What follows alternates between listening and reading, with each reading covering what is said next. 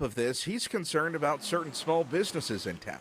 That's going to kill a lot of businesses like HVAC and people that pressure wash for a living. There's a lot of businesses that are going to rely on that. That's going to hurt. Now, while the city says these restrictions are voluntary, repeat offenders could be fined up to $600. If you got to feed your family, how can you afford another $200 if you're pressure washing? The city is encouraging any necessary water use to either happen only in the early morning or late evening.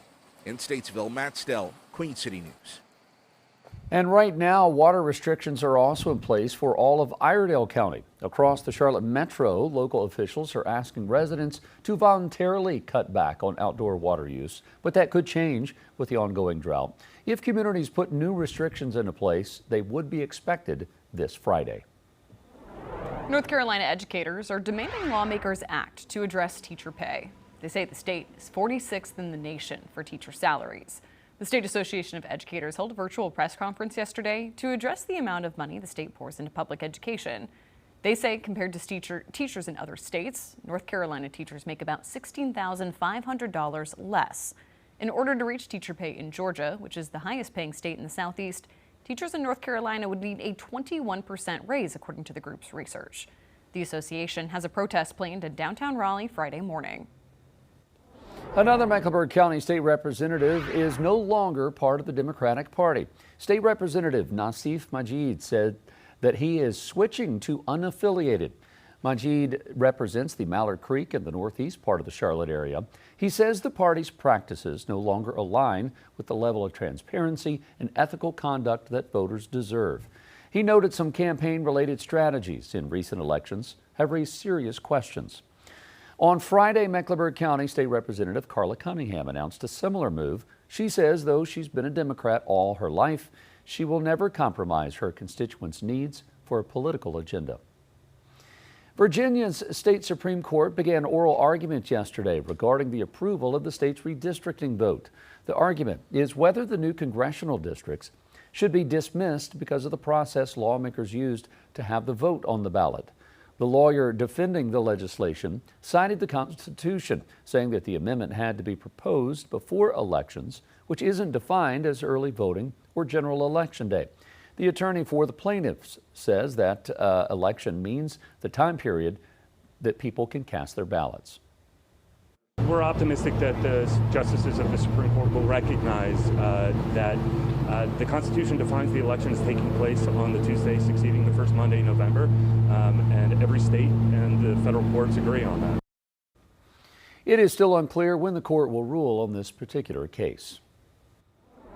Another retail space is restricting when teens can be there, but some store owners say it's not a good deal. Unsupervised kids younger than 18 are not allowed at Camp North End after 6 p.m. as of 3 days ago. Queen City News anchor Will Lewis spoke to tenants who say there has to be a middle ground. Disturbances similar to this in areas like Birkdale Village and Camp North End have led to new rules for minors under the age of 18. In Camp North End, any minor under the age of 18 must be accompanied by an adult after 6 p.m. To kind of tell them like, oh, we're bunching you all together. We're just saying a blanket statement, you can't be here. I think it can cause harm. There are business owners catering to families, places giving teens an outlet to express themselves creatively, and some say the curfew has shut off another creative outlet. We are currently in a state where a budget has not been passed. We're in a state where teachers and schools are severely underfunded, and these things have real-world consequences and effects. I think our roaming teens are a consequence of our educational system not necessarily having the funds it needs for proper after-school programming, sports programming, music programming, arts programming. Business owners admit there are more problems in certain areas, but they say Camp North End should be a gathering place for everyone in North Charlotte, regardless of age. Some continue to talk with Camp North End management and hopefully figure out a way for everyone to enjoy this open space. Spaces like camp sit at a really interesting intersection of that, where they can provide a third place, provide space, but I think that we're all as well struggling to figure out how to do that. As Camp North End grows, we can only expect our community to grow. We're bringing in new people, and I mean, yeah, it's just growing problems. Will Lewis, Queen City News. Coming in at 6:09 as we keep an eye on the broader system driving our rain chances this morning. We could see those impacts stretching up through the Midwest towards Michigan and into Pennsylvania, parts of western New York. Now our heavy rain and our flood potential will focus over Arkansas into northern Mississippi and Alabama today, western Tennessee. Our severe weather storms are looking at more of these impacts over northern Louisiana, Arkansas, into Mississippi. These storms can pack a punch. Can't rule out some isolated tornadoes as well, crossing through our central plains and our Gulf states. Today holds on an enhanced risk for severe weather. For Louisiana, western Mississippi, slight risk in that yellow. Marginal risk touch the far western tip of North Carolina. Now, as we look at your water vapor satellite imagery, we still hold on to that dry air to our south and east. Moisture increases for the Carolinas. That gives us the rain chances that we'll talk about here coming up in the next 10 minutes. Jason. All right, Ted, thank you very much. Let's get an early look at your pinpoint traffic for this Tuesday morning. Volume won't really start picking up till rush hour around 7 o'clock right now. Great looking shot courtesy of our NCDOT cameras. This is I-77 north and south traffic right at LaSalle, so it's just north of Uptown. You can see the skyline right at the top of the screen. Traffic on the right zooming along and the toll lanes as well. That stretch looking good this morning. Let's go up further north. This is coming down from the Lake Norman area. Mooresville, Cornelius coming down from Iredell County. That stretch on the right hand side, those brake lights tapping there, that is coming down. You can see the sunrise starting. Let's go up near on the northeast part of the city. 85 southbound, these right 4 or 5 lanes coming down from Cabarrus County, Concord Mills Mall. That stretch is looking good. Let's take you down to Union County. This is the Independence 74 bypass near Indian Trail. Look at that sunrise starting just over the horizon. Man, it's going to be a beautiful start to the morning. Drive time's looking good. From Gaston County, coming down from Lake Norman, up from Rock Hill, you guys are good. Same can be said coming down from Concord, in from Albemarle, up 74 from Monroe. Quickly, here are some drive times to the airport. Don't be distracted. On this Tuesday morning, put that cell phone away. We'll give you another look at pinpoint traffic coming up around 6:30. Savannah? Lawmakers in Texas are releasing new information showing deaths at a children's summer camp could have been prevented. A closer look at the emergency and the lack of preparedness. You're watching Queen City News, the most local news in Charlotte. We'll be back after this.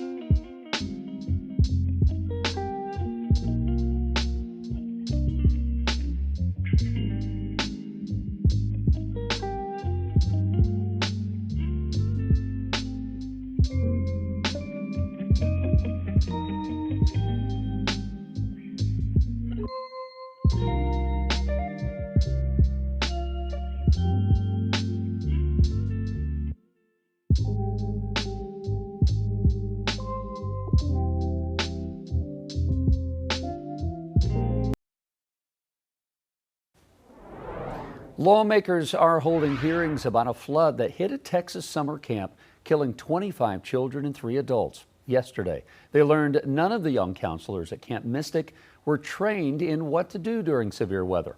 Reporter Dylan McKim brings us the testimony. Monday's hearing was filled with tears. Tears not only from the families of the Camp Mystic victims, but also the lawmakers who have been tasked with making sure something like this never happens again. The ceiling. It was an emotional day for the Camp Mystic families, seeing photos of their late children in the last days of their lives before tragically dying in the Independence Day floods. And lawmakers were able to hear the harrowing stories of little girls who somehow survived in a roaring river. And I went underwater and almost drowned, and I thought I was going to die, but then I came here. Investigators laid out a detailed timeline of the events that morning as camp operators and staff launched a chaotic evacuation to drive girls from their cabins to higher ground. But investigators believe every girl could have been saved even 2 hours after the National Weather Service issued a flood warning. They had the opportunity to save every camper had they made the decision to instead go cabin to tell the girls to move to higher ground. Investigators also revealed that the cabins were understaffed and relied on first-year counselors to be in charge of entire cabins. To compound the lack of experience, multiple counselors said they never received training on what to do in an emergency. Here's what one counselor told investigators about flood protocols. They were like, oh, yeah, but that's not gonna happen. And I remember them being like, oh, that's never gonna happen. Just 2 days before the flood, the camp actually passed an inspection from the Department of State Health Services. However, investigators found that inspection failed to see that the camp did not have a proper evacuation plan or keep records of its training. Lawmakers will have a chance on Tuesday to question the Department of State Health Services along with the Eastland family, who's trying to reopen their camp for this summer. A Missouri town is now cleaning up after flooding shut down some roads and parks. Severe storms rolled through the Kansas City area Sunday night, dumping inches of rain, which caused waters to rise. Officials say the lay of the land is part of the reason why flooding is such a big issue.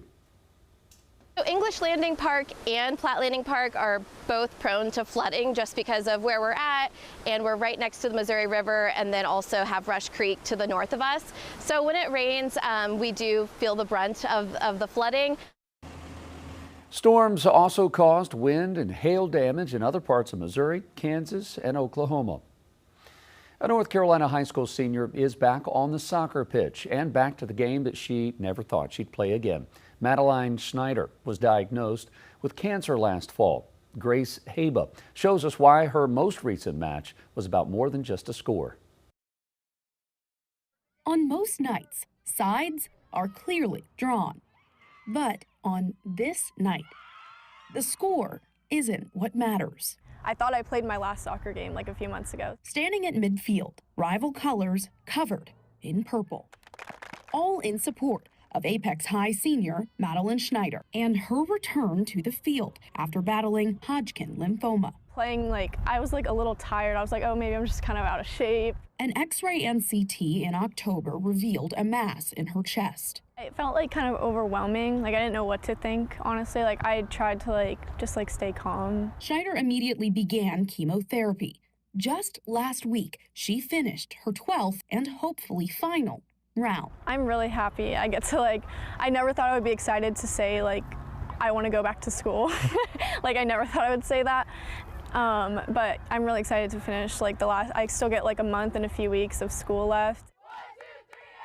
For her team, she's been incredibly inspiring. Number 7's return isn't just about minutes played, but moments that matter. We knew she had a fight for her life, and to see her just determined to get back on the field for her senior season, she's taught us all a great lesson in never giving up. A comeback journey the whole community can root for. The support and comfortability I got from all of my family, my friends, I never would have expected, and I'm just so grateful for all of them.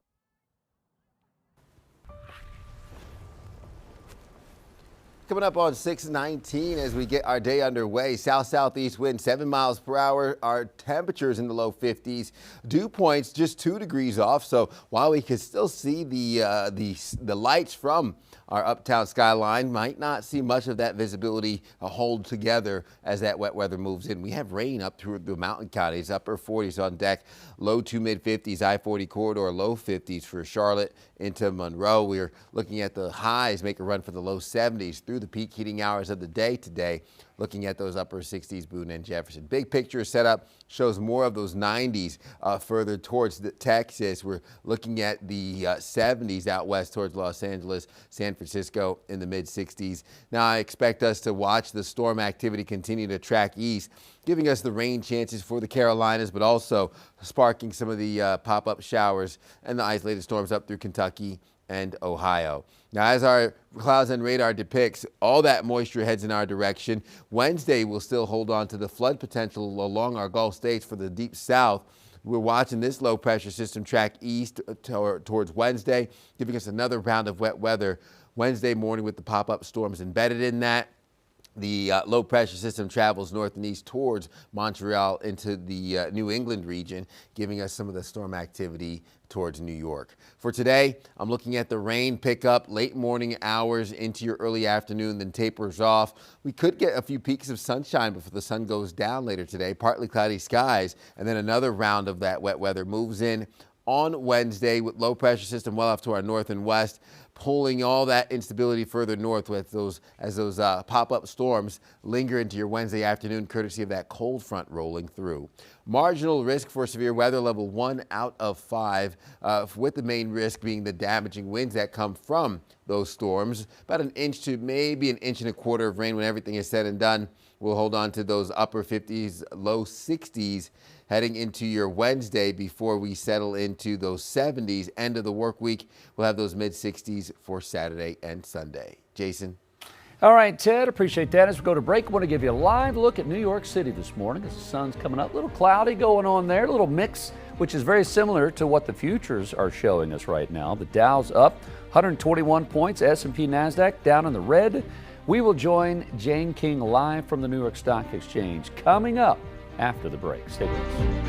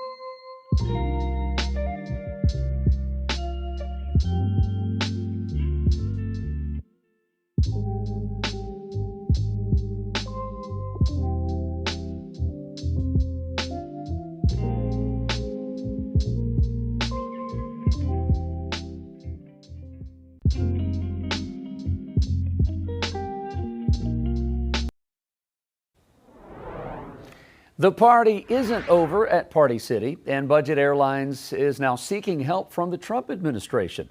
Jane King is live at the New York Stock Exchange with those stories and more. Jane, good Tuesday morning. Hi, Jason. Happy Tuesday to you. And futures mixed this morning with the Dow pointing higher. And yesterday we did inch higher, 2 new records, even as oil prices rose. Now, the Federal Reserve meets today and tomorrow. This is likely the final meeting for Chair Jerome Powell.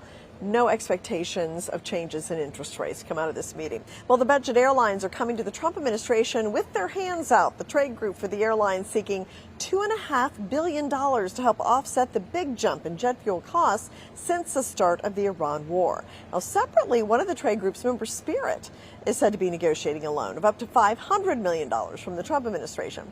And Party City isn't done yet. Party City's balloons, decor, and party supplies will be available in Staples stores.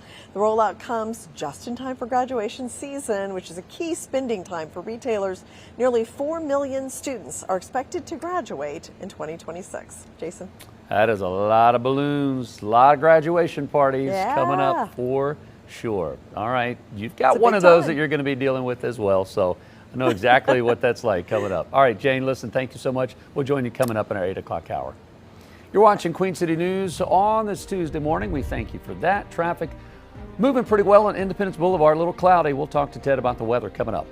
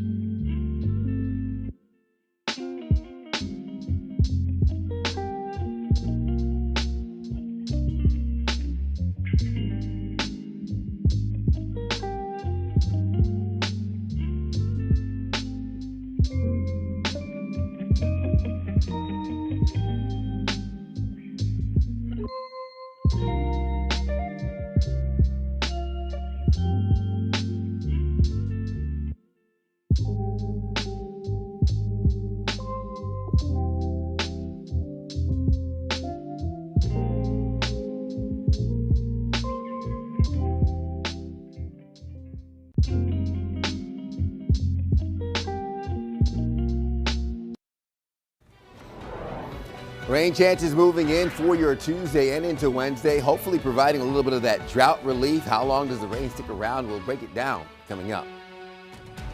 The man accused of rushing the White House Correspondents' Dinner this weekend, charged with attempted assassination. What happened during his first court appearance? And the home of late Charlotte CEO is up for sale. The friend who says the home reflects the legacy that lives on.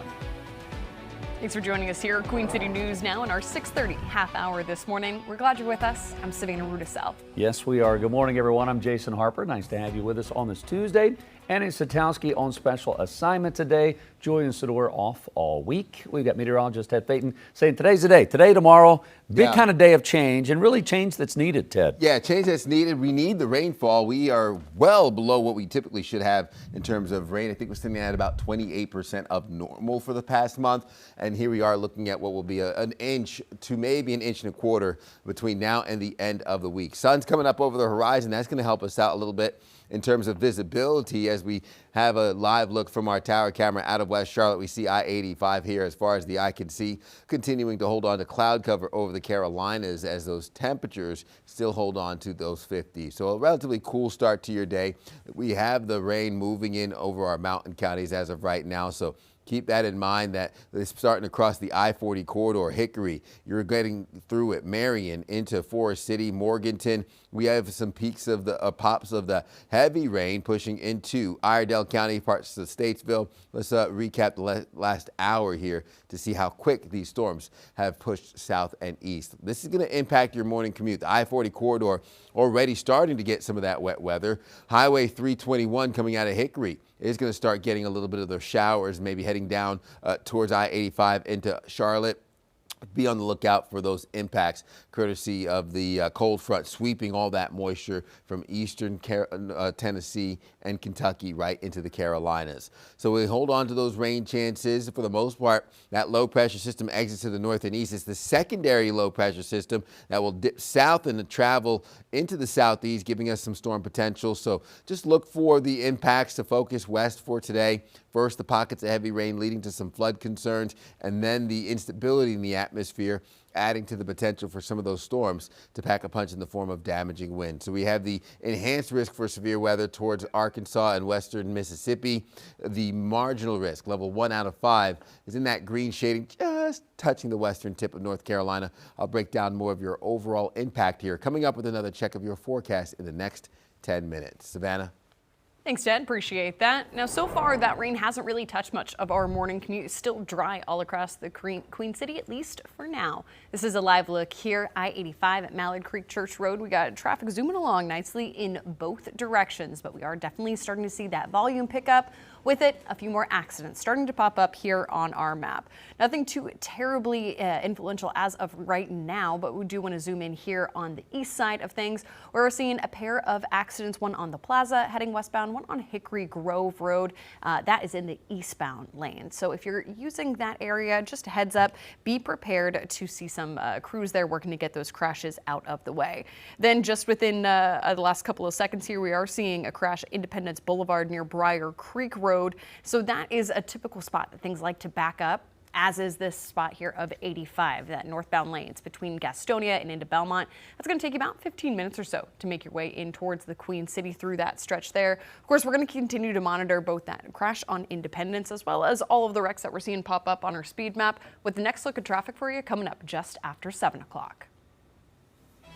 We now continue to follow breaking news to a crash out of Pineville. Pineville police say the driver who crashed through the wall of the Mecklenburg County Library and the branch in the building shares with the Pineville Town Hall, the driver who made that damage is now dead.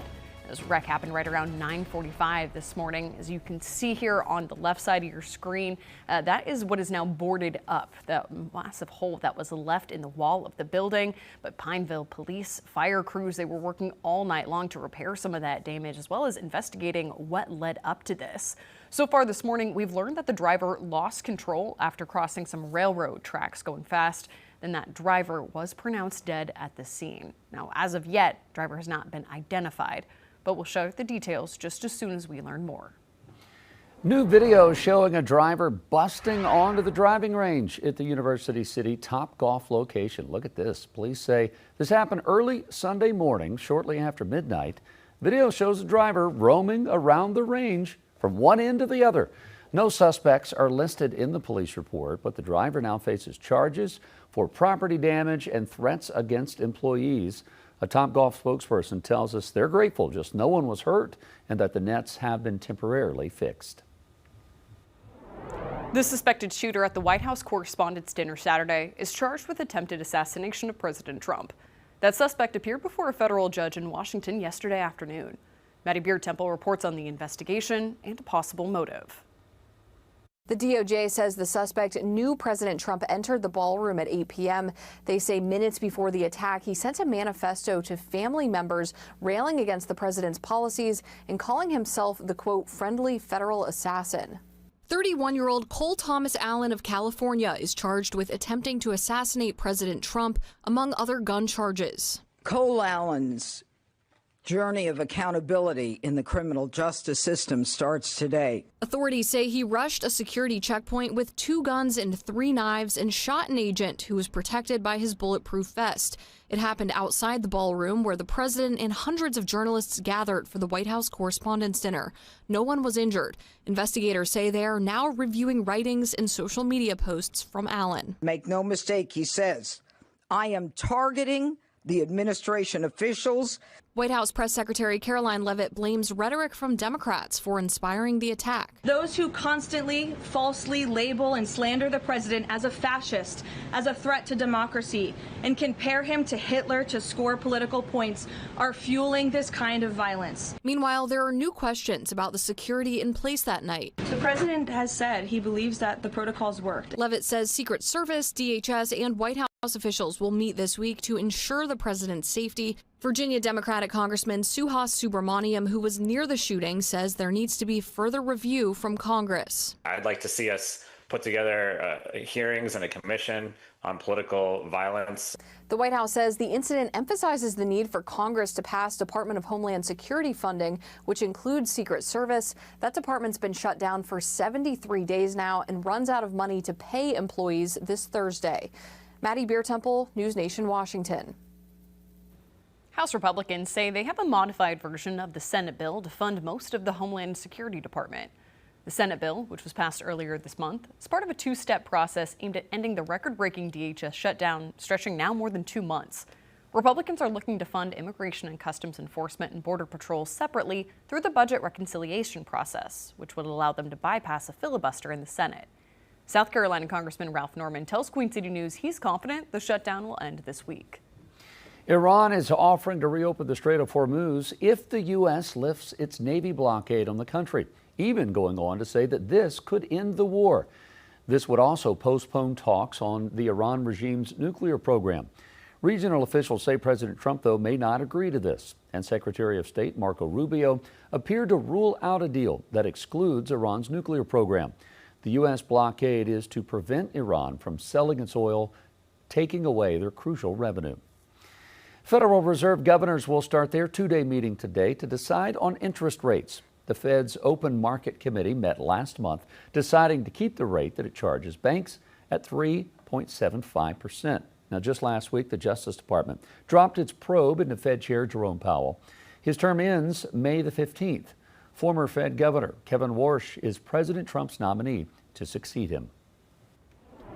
The home of a Charlotte CEO who died last year is now on the market. Queen City News reporter David Schumann spoke to the real estate agent who is also a friend of the late Lending Tree founder. This home makes everybody feel very emotional when you come through the front door. Some of the emotion for Eliza Caminiti when she walks through the doors here is grief. Caminiti was friends with the former owner, Doug Lebda, the Lending Tree CEO who died in an ATV accident last fall. She's now the real estate agent selling his South Charlotte home. My first time really getting to hang out with them, I remember him saying to me, what do you do? And I said, oh, I'm in real estate. And he said, you're gonna be the best real estate agent in Charlotte. I'm gonna do my damnedest to make sure you're the best real estate agent in Charlotte. And it was, I left there that night going, wow. That's the kind of man Caminiti says Lebda was, inspirational and finding the good in people. She believes his house, which is listed for $15 million, reflects that. You can feel energy and a vibe in a house. And there was so much love and passion that went into building this home and making it a forever home. Lebda was a sports fan, installing a golf simulator in the home, which is on the 15th hole of the Quail Hollow golf course. Lending Tree, the online financial platform he founded in 1996, was also a jersey sponsor for the Hornets. After Lebda's death, his wife Megan said in a statement, he was an amazing man with a heart so big it seemed to have room for everyone he met. Doug was compassionate, generous, and endlessly curious about the world and the people around him. You just want her to be happy. Caminiti says even at the high price point, the home's gotten more interest than her other listings. The house has had a lot of attention. And I don't think it's going to last long. In Charlotte, David Schumann, Queen City News.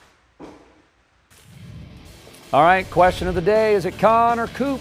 The debate between the star rookies and former Duke teammates finally settled last night as the NBA crowned its Rookie of the Year for this season. Reactions from the Mavs and the Hornets coming up. You're watching Queen City News on this Tuesday. You're looking live at The Hive.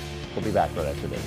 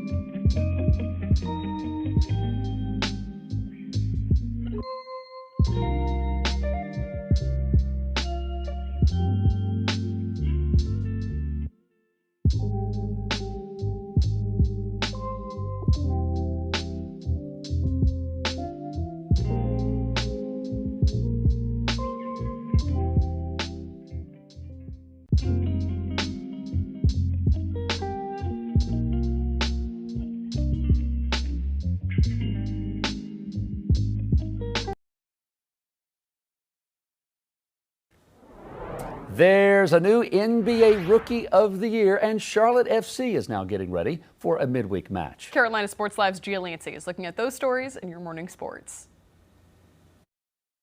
It's been the question on everybody's mind all season, Con or Coop. The debate between the star rookies and former Duke teammates was finally settled last night as the NBA crowned the Rookie of the Year for this season. And the NBA's Rookie of the Year was officially decided Monday, and ultimately, Con Knippel would come up short to his former Duke teammate, Cooper Flagg. Flagg takes home the honor after leading all rookies in scoring with 21 points per game, which also led the Mavericks. After the odds went back and forth between both Flagg and Knippel down the stretch, the award goes to Coop as his 26-point margin of victory is the second smallest in this award in 23 years. Flagg feels the pressure that came with being the top pick and pretty much being handed the keys to a franchise ultimately paid off in the long run. Dealing with that on the fly, kind of adjusting and kind of getting thrown in the fire right away like that, it helped me long term and throughout the season of just getting really comfortable, growing my game. I think I grew in a lot of different areas throughout the year. So that's something that I look back to that helped me out along the way. Even though Con ended up coming up just short of bringing the award back to Buzz City, he and his head coach feel there are even more great things on the way after what he showed as a rookie this season. For him to do what he did consistently, efficiently, it was really impressive for somebody 20 years old and their first time in the NBA. Some nights getting the best defender on the other team or the best defender in the NBA and still finding ways to impact the game offensively and defensively. So I look forward to a competitor like him, a killer like him. He won't be happy with, I think, his last couple weeks. He understands what he means to this team, how much we need him. It is a long season. It's my first time doing it. So some of that, I think, is a learning experience. How to keep yourself fresh because these seasons are long. It's been really long. Like I haven't had any off time since last college season. I'm looking forward to some rest, but it'll be something I think about for sure going forward is just what are the best ways to manage that and come out ready to go next year. Here's how the voting shook out. Cooper Flagg had 412 total points, which included 56 first place votes and 44 second place votes. Con Knippel right behind him with 386 points in total. Con had 44 first place votes compared to 55 second place votes, and he also had a single third place vote. Rounding out the voting is the lone finalist in the playoffs. Phillies VJ Edgecombe had 1 second place vote and 93 third place votes to get to his 96 point total. Heading to the pitch, the Crown are prepping for their round of 16 U.S. Open Cup home match, hosting a familiar opponent, the Atlanta United. This will be the first of 3 meetings this season between these two squads, and the Crown beat United in both matches last season. The winner gets to move on in the Open Cup quarterfinals. Atlanta only has 2 wins this season, while Charlotte tallied their 4th win over the weekend over Toronto FC 2-1. And the Crown don't take this opportunity lightly. They don't want their Open Cup run to end anytime soon. People, have spoken about us not taking the US Open Cup competition seriously. I've only played in it 3 times, so I've won twice and lost on penalties away from home in a game that we should have won. So if that's not taking it seriously, do you have to change players at times? Yeah, you've got to give players, you've got to rotate players at times to give them. We've just done that the weekend. We've done it the week before. But it gives some people opportunities to go and play as well. And, we're looking forward to playing Atlanta. We're back at Matthews. We had a good night there the other week, and hopefully we can have a good night tomorrow. But respectful of what the opposition are and will be, an MLS team with an MLS squad of players, so it's going to be competitive. Kickoff is 7 p.m. at the Sportsplex at Matthews, and we'll have post-game coverage on CSL at 11. Back at Matthews. I love listening to the coach of Charlotte FC talk. It just everything, even when he says normal cities around the Charlotte area, it just sounds cooler. It's just how it is. Anyway, who sounds even just a little bit different from yourself? It's kind of something that picks your ears up, right? It is, yeah. Just like when Ted says rain, chance of rain. Wait, what? What does that sound? Haven't heard that around here in a little bit, Ted. We've been wanting to see the rainfall here in the Queen City. Luckily, we have that on our doorstep, already impacting the I-40 corridor. We have a bit of a slowdown on Independence Boulevard, not rain-related, but visibility-related, as we're just 2 degrees off of the temperatures. Dew points as we have 52 degrees temperature-wise, dew points at 50, south-southeast winds coming in anywhere from 5 to 10 miles per hour. Mostly cloudy skies locked in to start your morning, holding on to those mid-50s, Charlotte, Monroe, upper 40s, Boone and Jefferson, low 50s, I-40 corridor. I'm looking at low 70s around Charlotte for your afternoon highs today, upper 60s along our mountain counties for the higher elevations. For the peak heating hours of the day, relatively mild finish after the rain tapers off heading into this afternoon. We'll have 50s infiltrate the Midwest. Behind that cold front, 7 degrees St. Louis. Our upper 80s near 90 degrees impacts the deep south from Texas into Louisiana. I'm expecting us to hold on to that moisture further south that will funnel into the Carolinas, giving us a couple days with rain chances here. Pop-up showers, storm activity expected heading into your Tuesday late morning, early afternoon. Already seeing that infiltrate the Carolinas while we hold on to more of that storm potential for your Wednesday, seeing the heavy rain leading to flood risk, and even more so our overall setup brings in more of the wet weather for your Wednesday morning.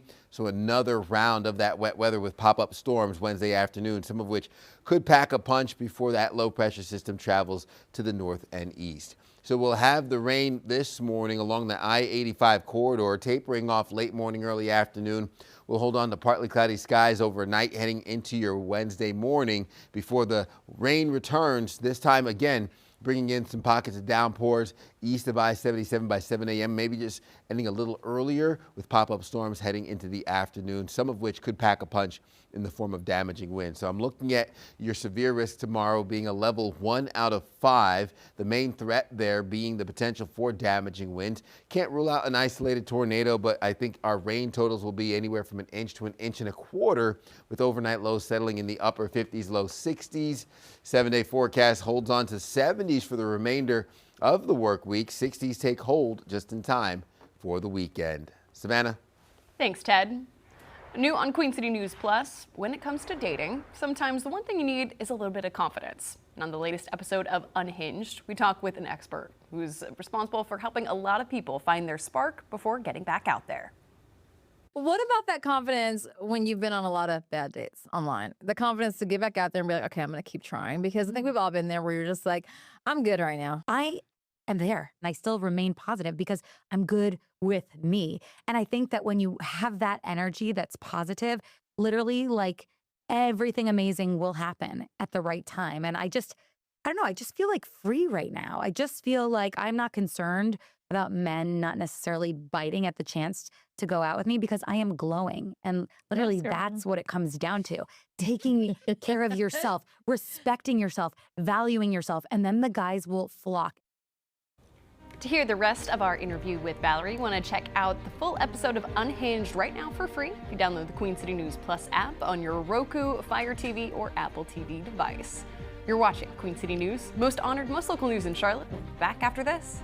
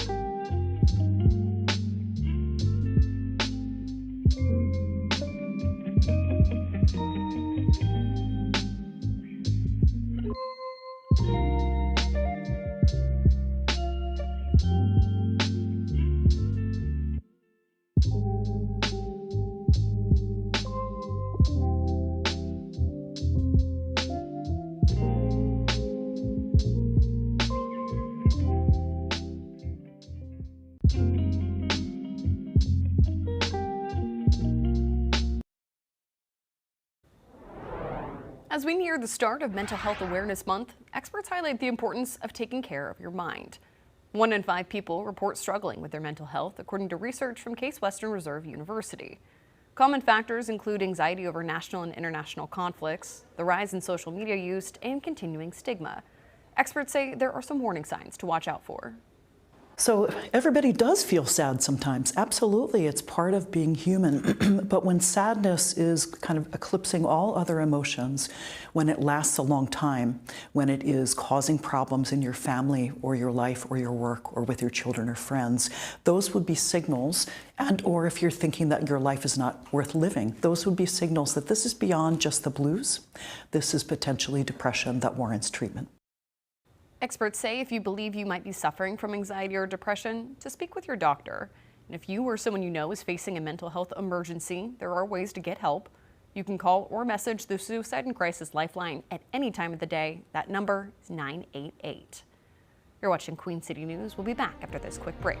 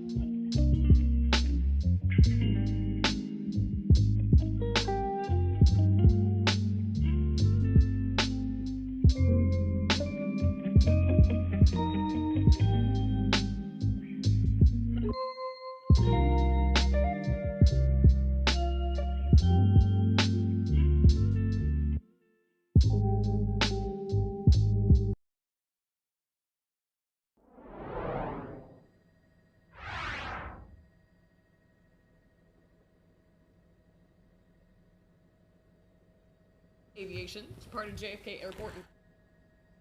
They landed after that short flight just in Manhattan. Joby says the air taxis are quiet and have zero emissions. The company also says the air taxis can connect JFK Airport in Midtown Manhattan in less than 10 minutes, which is a trip that can take an hour or more on the ground. As new grads face a tricky job market, Wallet Hub has compiled a list of the best and worst entry-level jobs. Now, most say that they're looking for long-term careers with a strong starting salary and growth opportunities. According to the study, the top 3 best careers for an entry-level job are hardware engineer, and certified nursing assistant. Each role boasts high job openings and getting hired without much previous work experience. People in those roles are typically, they don't work more than 40 hours a week. And the worst ranked jobs include welder, emergency dispatcher, and auto mechanic. Those jobs scored low in immediate opportunities as well as potential growth and job hazards. It is 6:59 on this Tuesday morning. Man, traffic backed up on inbound Independence. We'll take a look at that and the incoming weather as we kick off our 7 o'clock hour.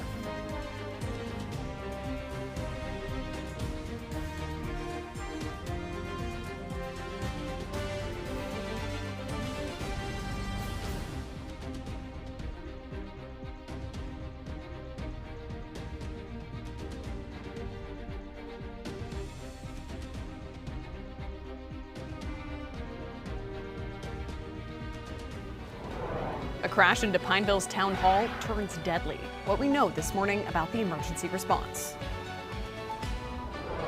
Everybody was really just confused. Everybody didn't really understand what was going on at first. This was not part of the game. This is not the driver you're supposed to see at Topgolf. The suspect who took an SUV into the path of dozens of golfers in their shots in University City. I didn't leave the Democratic Party. The Democratic Party left me. Bloomberg County lawmaker leaving the Democratic Party. The latest trend leading to political shakeups across the Charlotte area.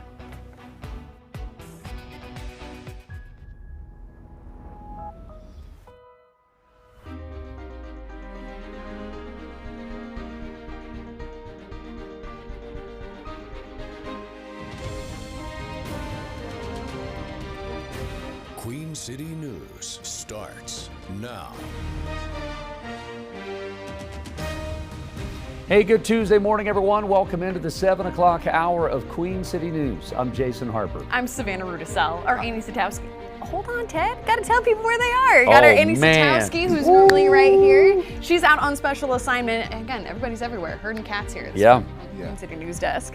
Our Julian Sador, he is out for the week. This is Ted Payton.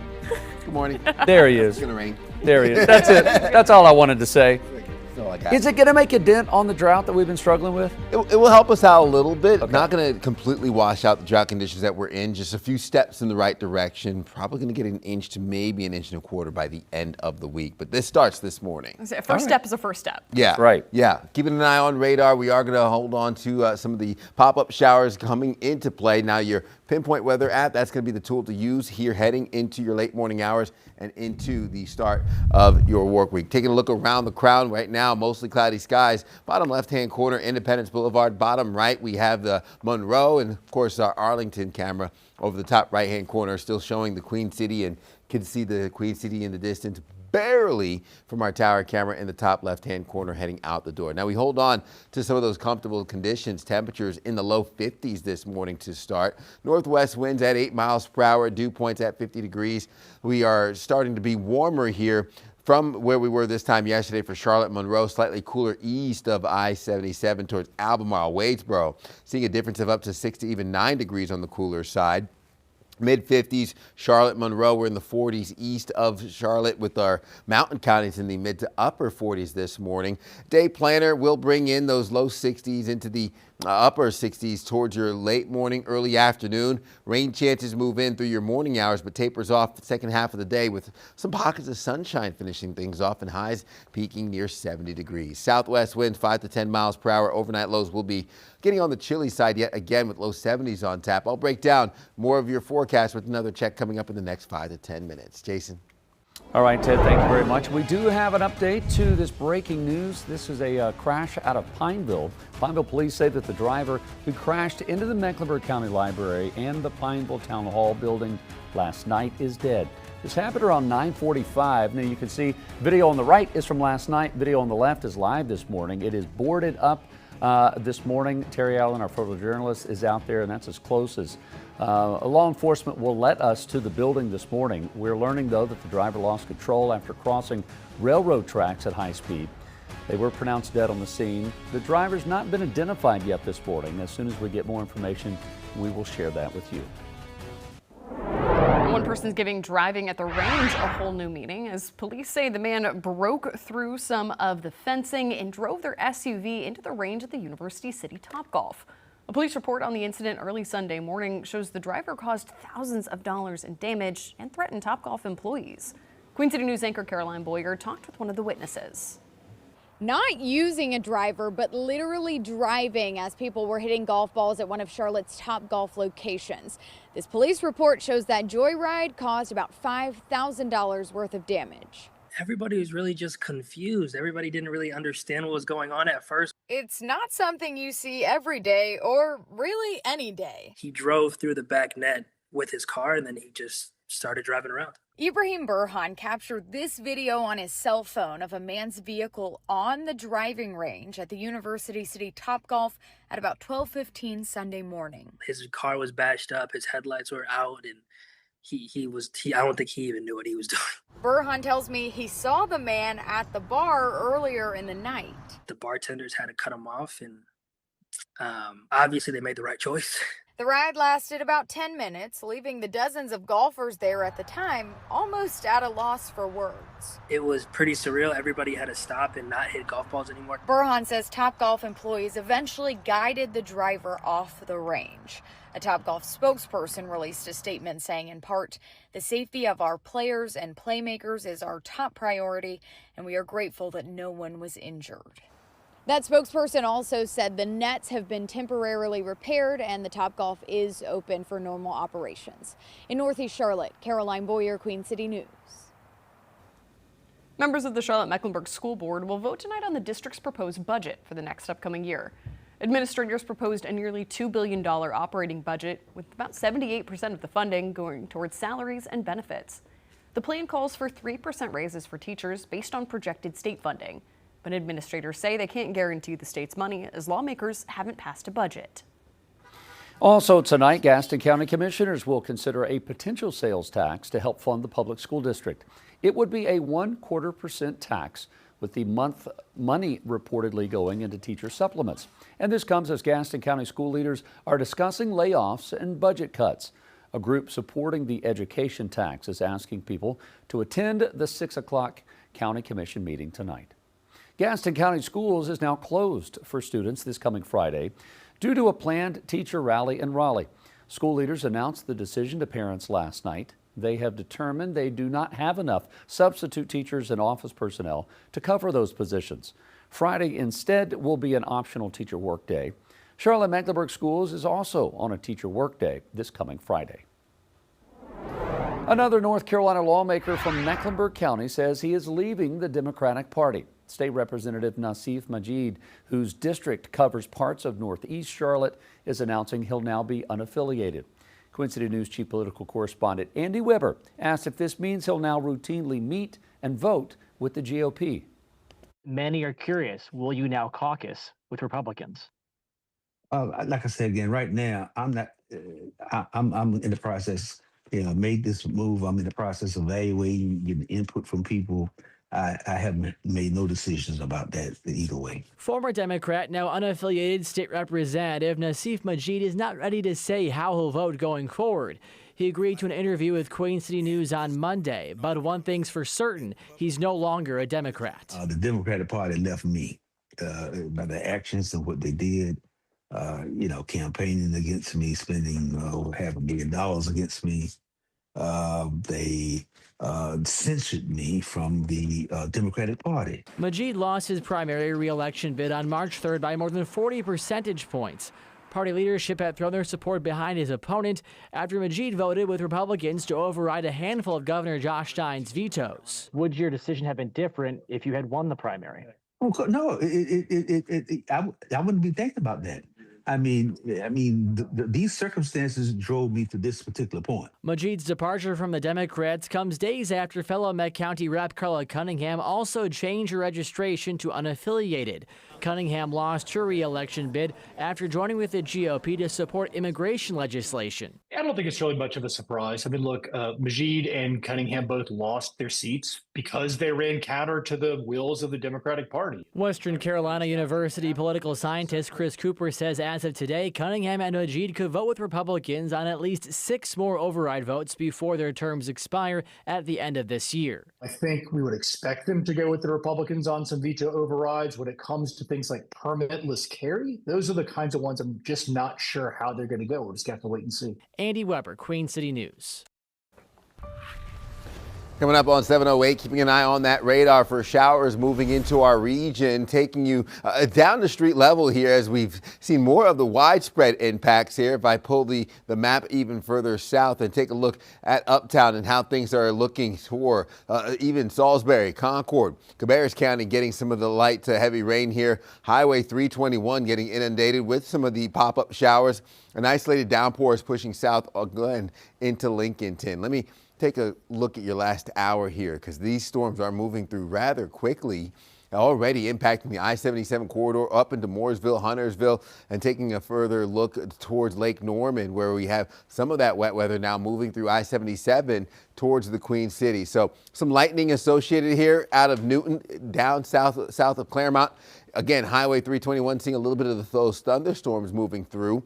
Keep that in mind as there's more moisture where that came from, impacting your late morning commute and then tapering off by this afternoon. I'll break down more of what to expect here with another check of your forecast coming up in the next 10 minutes. Jason?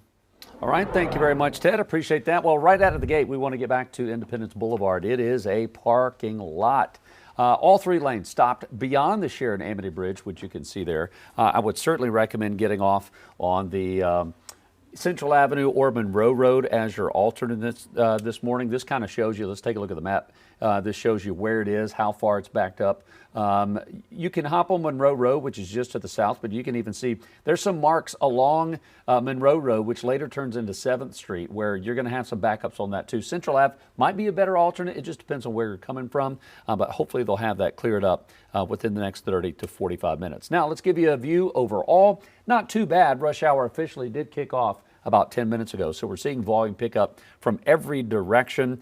Let's take you up to the northeast part of the city. 85 south coming down from Cabarrus County down through Concord Mills. That stretch is looking good this morning. Here's some drive times from Concord. The slowest stretch, again, look at that, almost an hour.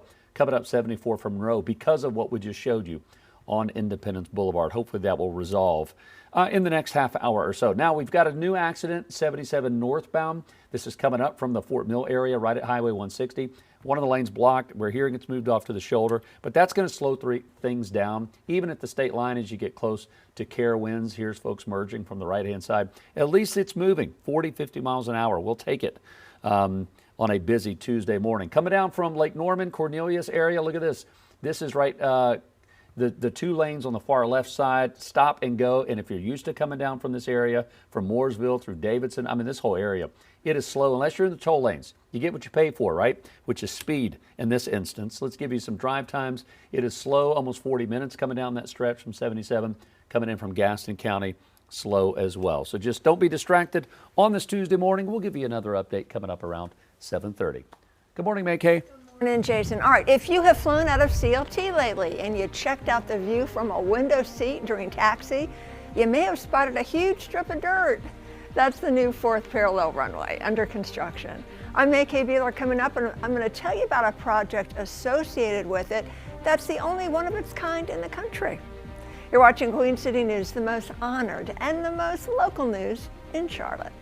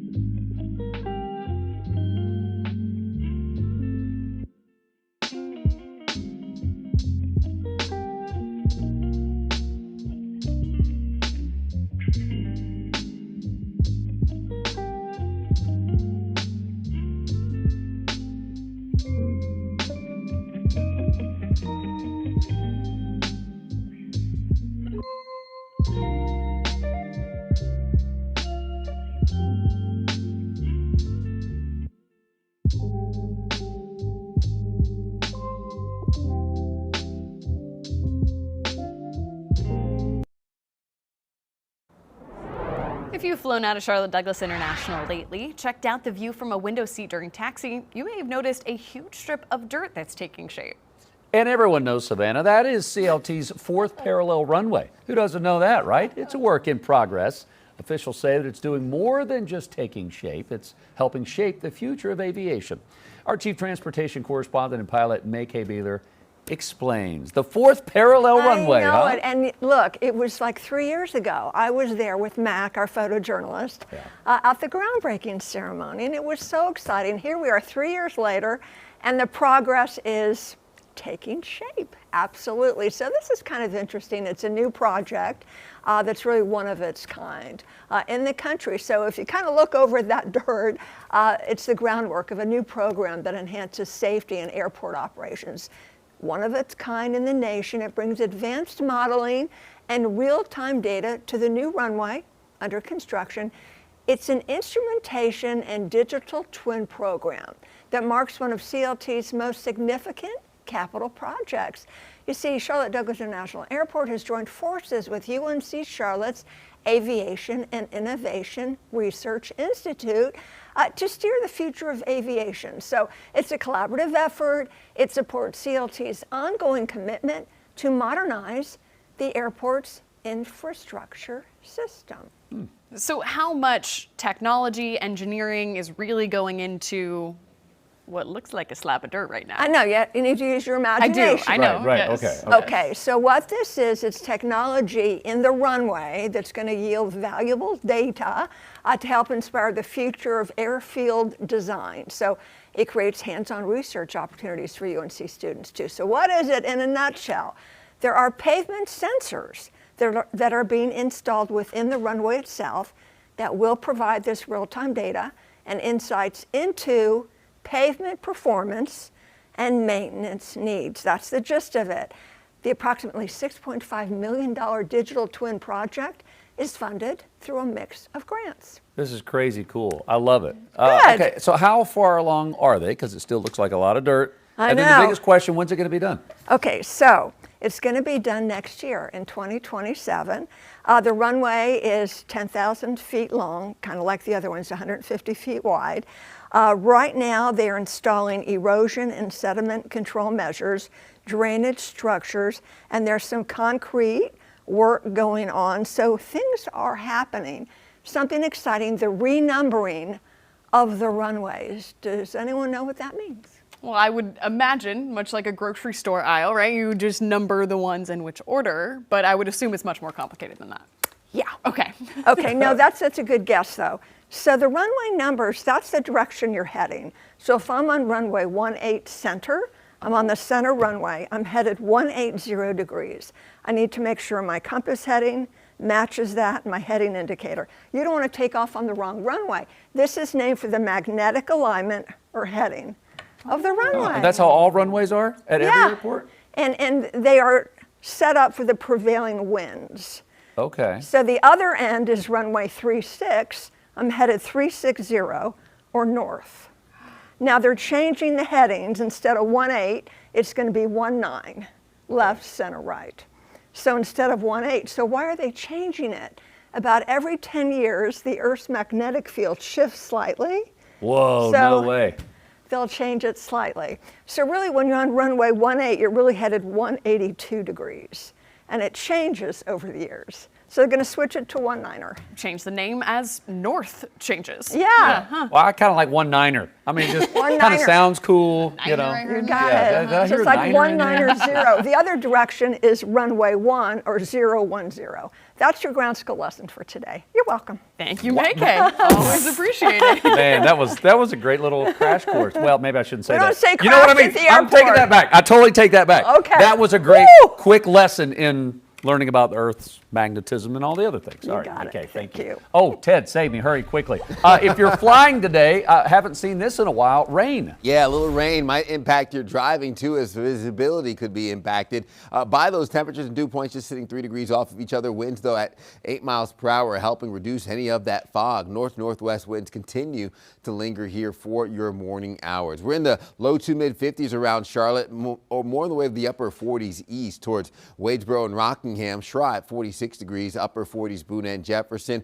Today's highs make a run for the low to mid-70s today. Upper 60s Boone and Jefferson, holding on to a warm afternoon despite the wet weather. I expect the rain to taper off early afternoon. So we have that heat out west over Texas, more of the cooler air towards the Dakotas. That's what's infiltrating the warm air to the south, giving us the steep drop-off in temperatures, sparking those showers and storms that impact Kentucky and eastern Tennessee, giving us the rain early this morning. Now, that first low-pressure system exits to the north and east. The secondary one will dip into the deep south. That will give us more of the storm and heavy rain potential for eastern Texas into Louisiana as we approach your Wednesday. We'll usher in more moisture for the second half of your work week. Wednesday, bringing in the wet weather early in the morning, then tapering off late morning, early afternoon before that area of low pressure pushes north. Showers and storms still pop for your Wednesday afternoon, giving us the potential for some severe weather. So taking a look at things, the rain moves through this morning, tapers off this afternoon. I'm expecting us to even see some breaks in the clouds overnight into your Wednesday. Wednesday morning brings the downpours, yet another round of wet weather before we could see pop-up storms impact the peak heating hours of the day. Marginal risk for severe weather level 1 out of 5, with the main threat being damaging winds for your midweek.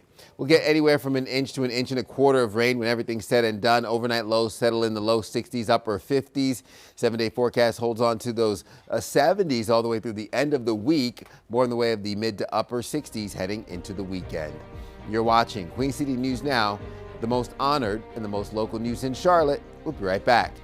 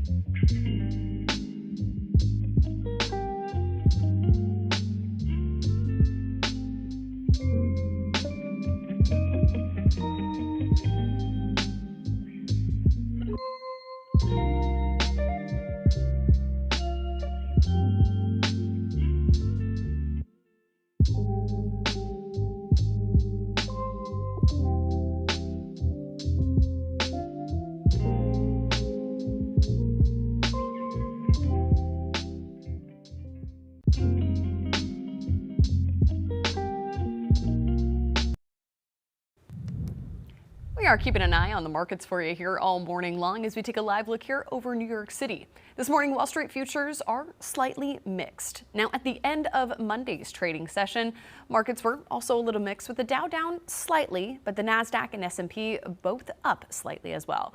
We'll be checking in with our business correspondent Jane King just a little bit later in the show as she joins us live from the New York Stock Exchange.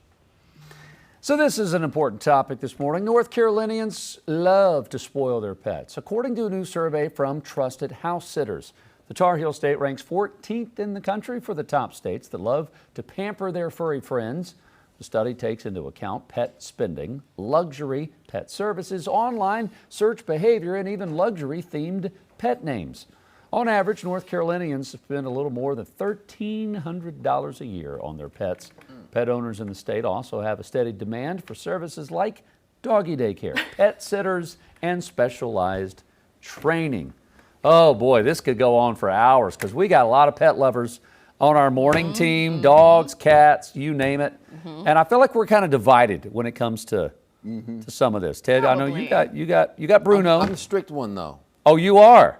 I bet you are just I do not believe you are that. I do not you are a believe that at puddle all. when it comes to Not at all. I'm strict. yeah, right. Sure. Yeah, right. What would you not do? I think the hardest thing is when an animal has to have maybe a medical service or a surgery. Oh, don't and go you start, there. and that's what I'm saying. And you start going, is there a limit of what you would not spend to try to save your pet? It's a part of the family. There's a limit.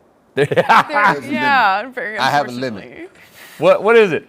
I have a limit. I'm just saying. I have. Mine's around $2,000 or $3,000. I'm just saying. I'm just not that my pet's worth more than that. But sometimes when you get faced with an actual having to make a decision, you're like. Well, the limit also when you talk about those big numbers, like what is the quality of life we're talking about afterwards, right? Yeah. Like, this is more of a humane approach.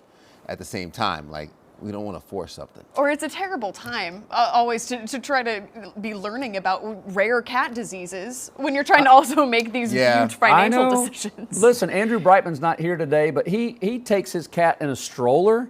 Like, I mean, that's next level care. See, a little much. A little spoiling, yes. I think that's basic. I think that's basic. That is basic. Oh my God, that was some never a enrichment. thing 10 years ago or older. So I don't know. I didn't even know they had cat strollers. Well, no catwalks today. It's raining. We're just starting Good to luck hear with some that. of those drops in our studios in West Charlotte. So if you are going to try to take the pet out, make sure that you find a time, nice little window. Those little booties. You know those little rain boots that you put on pets? Perfect time to get some of those Or for a your pet. break in the rain. One might be easier like to that. find than the other. I think you're right. Queen City News will be back after this.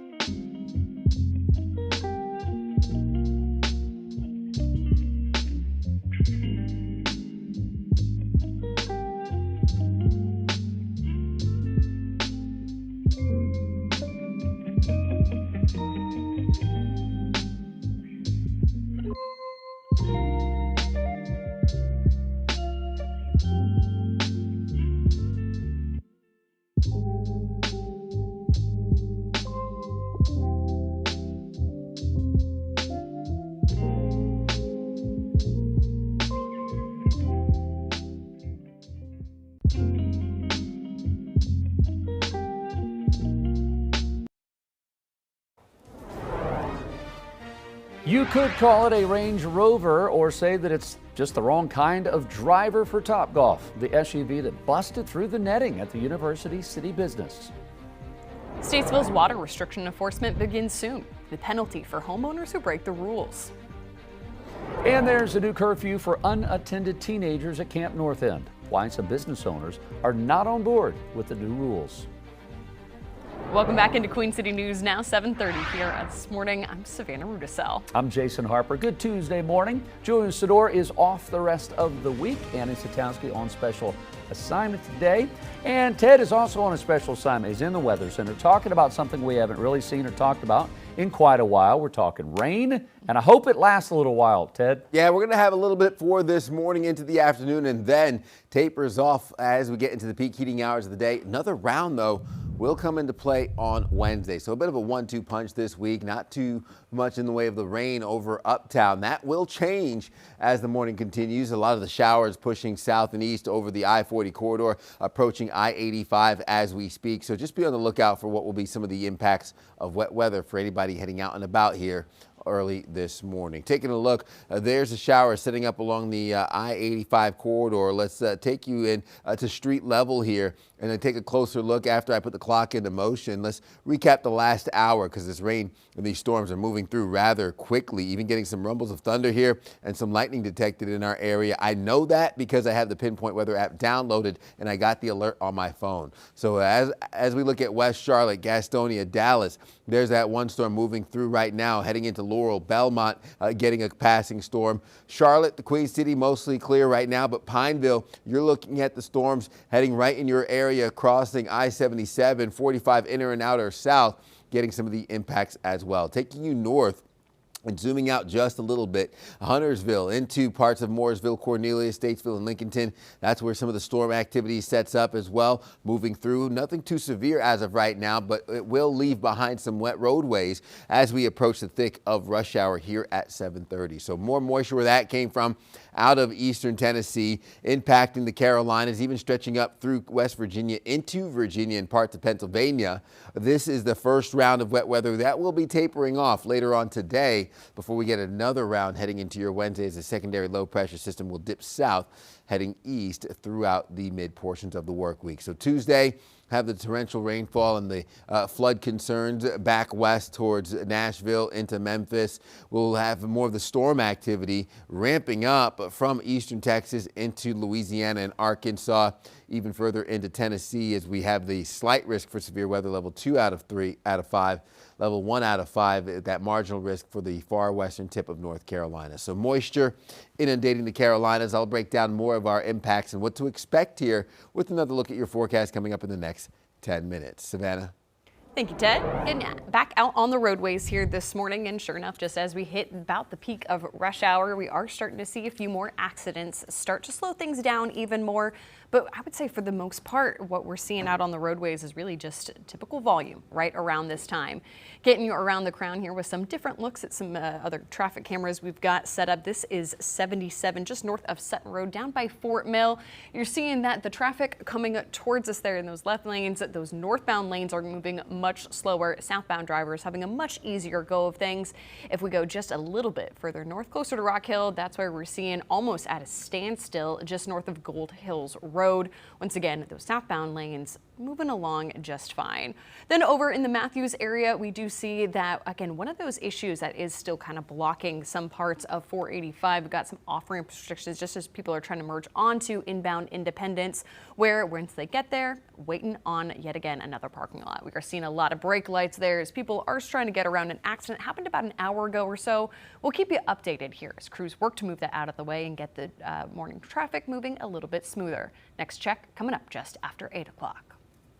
And we have an update to a crash out of Pineville. Police say the driver who crashed into the Mecklenburg County Library and Pineville Town Hall building is dead. And this happened last night right around 9:45.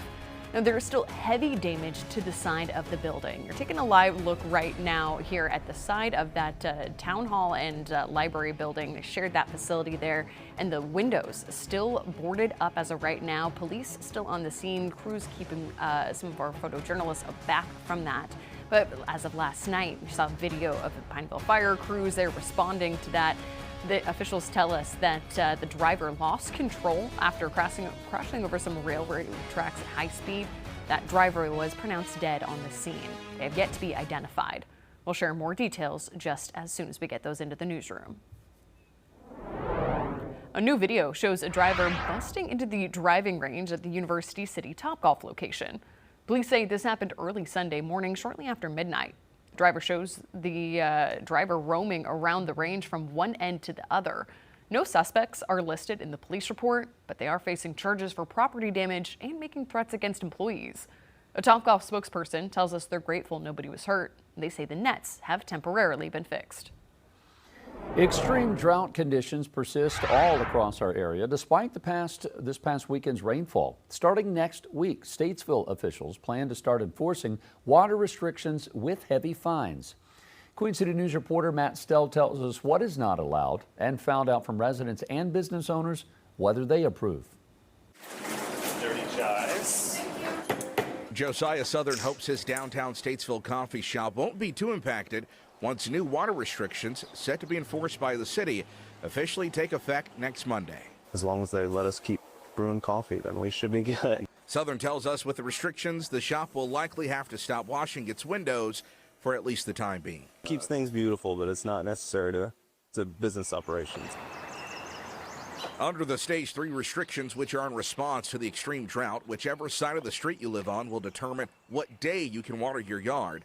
No car washing at home, no power washing sidewalks or buildings, and residents will not be allowed to fill up their pools. I think that's going to be an unreasonable ask for a lot of people. Statesville resident Andrew Lazenby says on top of this, he's concerned about certain small businesses in town. That's going to kill a lot of businesses like HVAC and people that pressure wash for a living. There's a lot of businesses that are going to rely on that. That's going to hurt. Now, while the city says these restrictions are voluntary, repeat offenders could be fined up to $600. If you got to feed your family, how can you afford another $200 if you're pressure washing? The city is encouraging any necessary water use to either happen only in the early morning or late evening. In Statesville, Matt Stell, Queen City News. And right now, water restrictions are also in place for all of Iredell County. Across the Charlotte Metro, local officials here are asking residents to voluntarily cut back on outdoor water use, but that could even change with the ongoing drought. If communities put new restrictions into place, they would be expected on Friday. North Carolina educators are demanding lawmakers act to address teacher pay. They say the state is 46th in the nation for teacher salaries.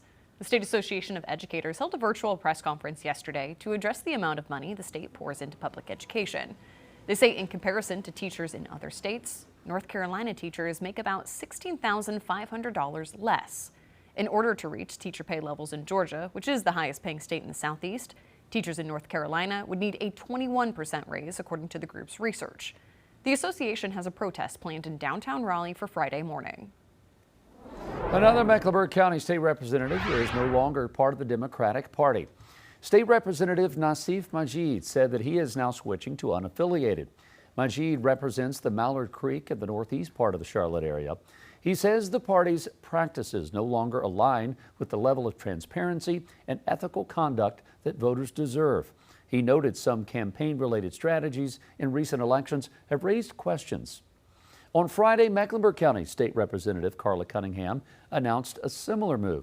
She says, though, she's been a Democrat all her life. She will never compromise her constituents' needs for a political agenda.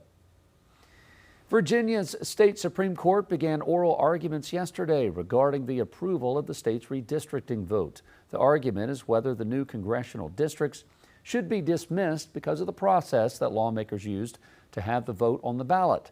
The lawyer defending the legislation cited the Constitution, saying that the amendment had to be proposed before elections, which isn't defined as early voting or general election day. The attorney for the plaintiffs says that election means the time period people can cast ballots. We're optimistic that the justices of the Supreme Court will recognize that the Constitution defines the elections taking place on the Tuesday succeeding the first Monday in November, and every state and the federal courts agree on that. We're going to speak with Khalif Rhodes, our legal expert, coming up at our 8 o'clock hour on this. It is still unclear when the court will rule on this particular case.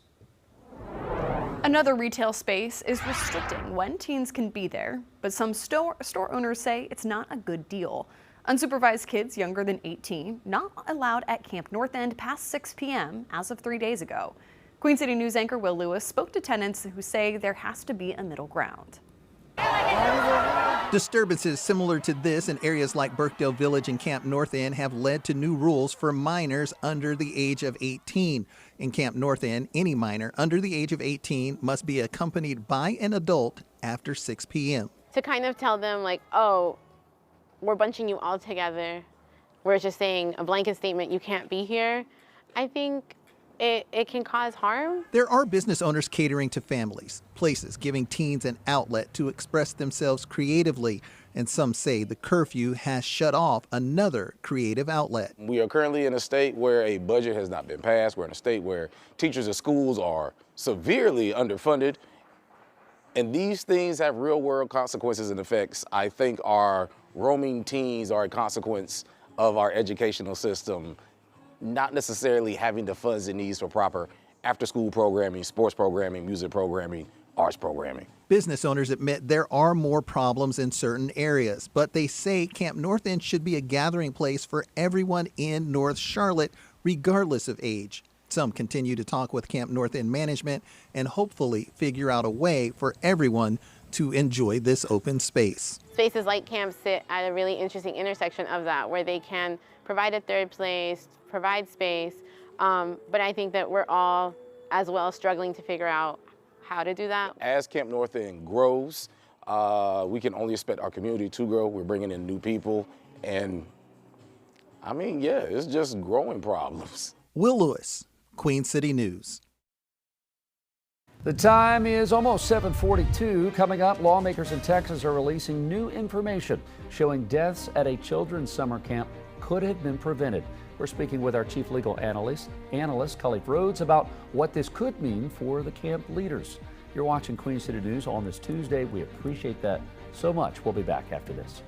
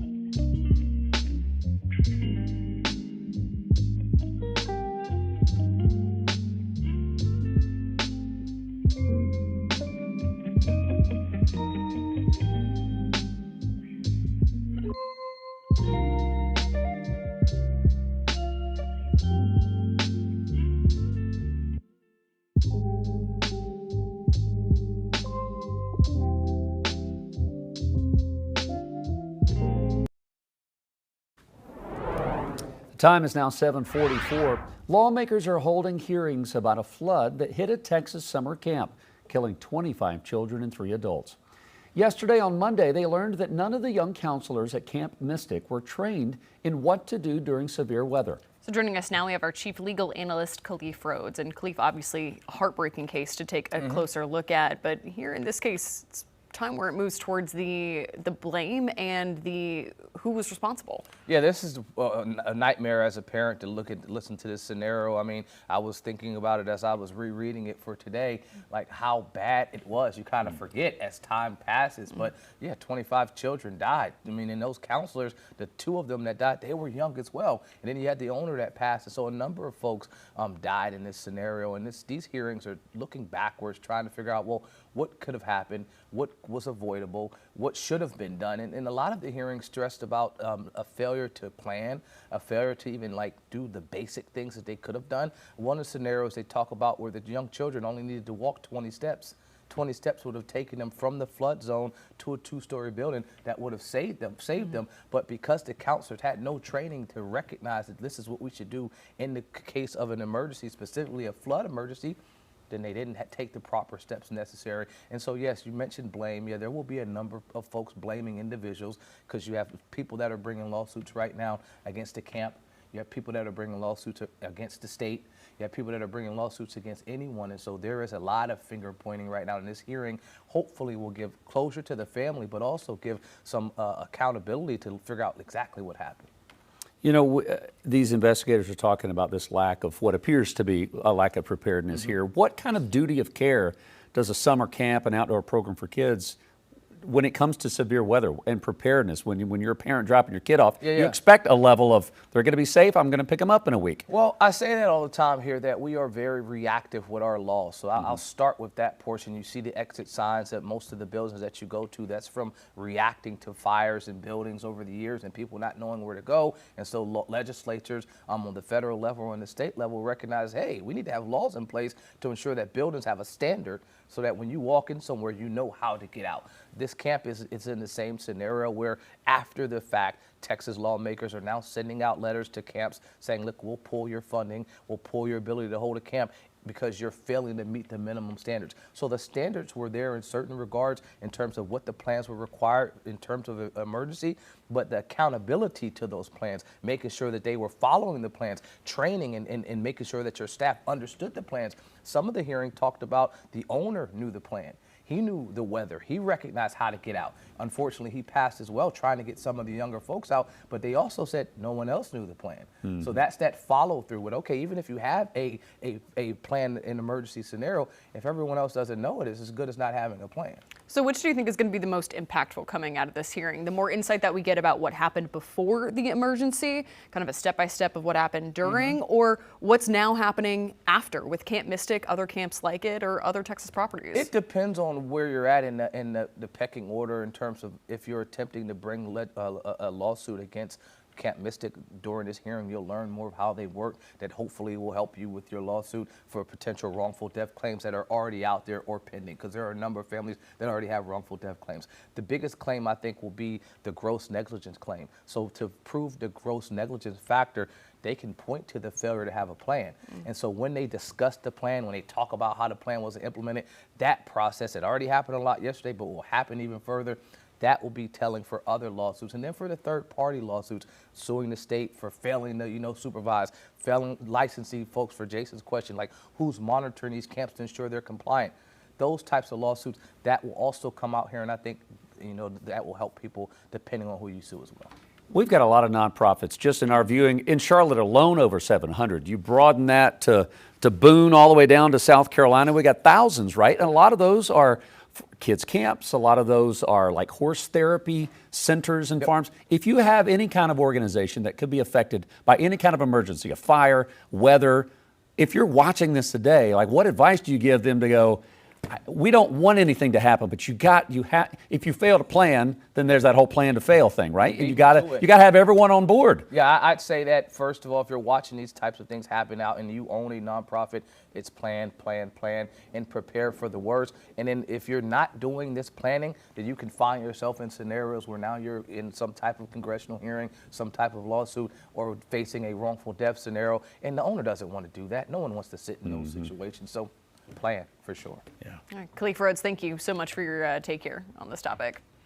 7:49 our time now. I want to send things over to meteorologist Ted Payton. Ted is tracking some of the storms as they're moving their way in towards our area this morning. Starting to see some of those raindrops. Yeah, seeing some of the raindrops, not so much on our Independence Boulevard lens as we still see the traffic slowing down right near Sharon Amity Road. Northwest winds 8 miles per hour. Still could see the Queen City in the distance. Temperature wise, we start off with those low to mid 50s around Charlotte, upper 40s Boone and Jefferson. Our highs will make a run for the low 70s, even to the mid 70s east of Uptown. Through the peak heating hours of the day, as that rain tapers off, we'll have an opportunity for above normal conditions heading into your afternoon. So 90s for parts of Texas, even almost 100 degrees in some spots. Much cooler back towards Albuquerque, New Mexico, and into the Dakotas as that cooler air infiltrates the heat, which is sparking the storm activity that we combat here heading into eastern Tennessee, towards the Carolinas, and up into Kentucky and West Virginia. As of right now, clouds and radar still mostly quiet, not seeing too much in the way of activity as we look at your storm potential, holding on to the heavy rain from Louisiana into our Gulf states for your midweek. The deep south getting the torrential rainfall and even the thunderstorms that will be pushing east, giving us some of the storm activity for Wednesday. So the rain continues early Wednesday morning. Low pressure system tracks north and east towards New York into the northeast, giving us those impacts from Philadelphia, New York, and even up towards Montreal. Close to home, we'll still hold on to the rain today, which only focuses towards your late morning, early afternoon. So the rain you get now impacting your morning commute should be done by the time we get to your evening commute later on this evening. Partly cloudy skies overnight. Showers return early Wednesday morning, giving us the torrential rainfall from the I-40 corridor, some pockets of heavy rain over Albemarle and the Concord. Even some peaks of sunshine before we'll get more instability, peaking with those storm potentials for the afternoon, playing into the marginal risk for severe weather. We can get an inch to an inch and a quarter between now and the end of the work week. Second round of weather comes into play Friday into your Saturday. Some storm potentials for the start of the weekend as we sit in the 60s. Saturday and Sunday 70s return early next week. You're watching Queen City News Now, the most honored and the most local news in Charlotte. We'll be right back.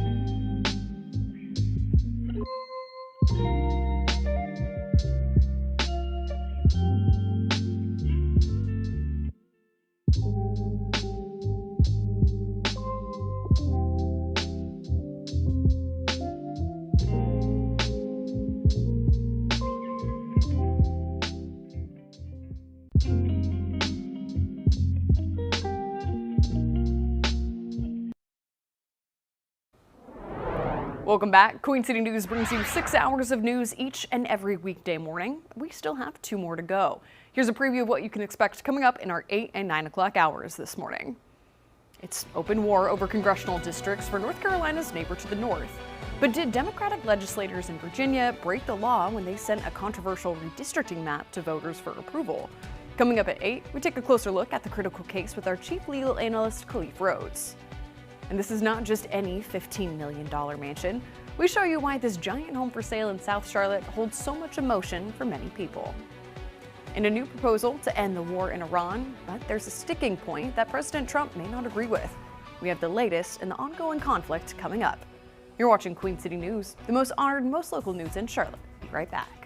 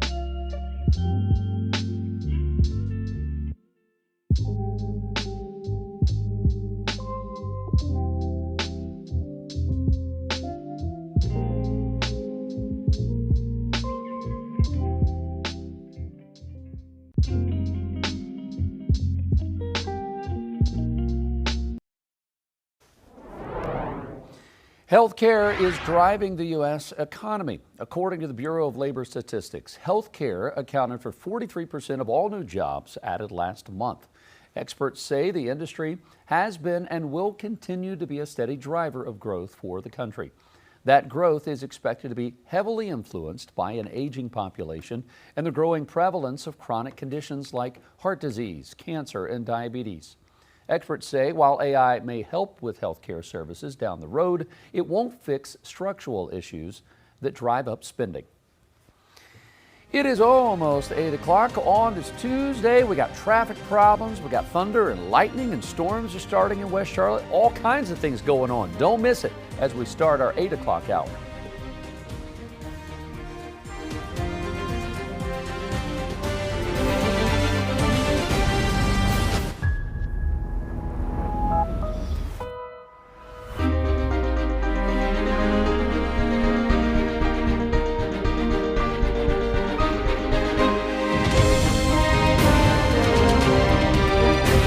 Queen City News starts now.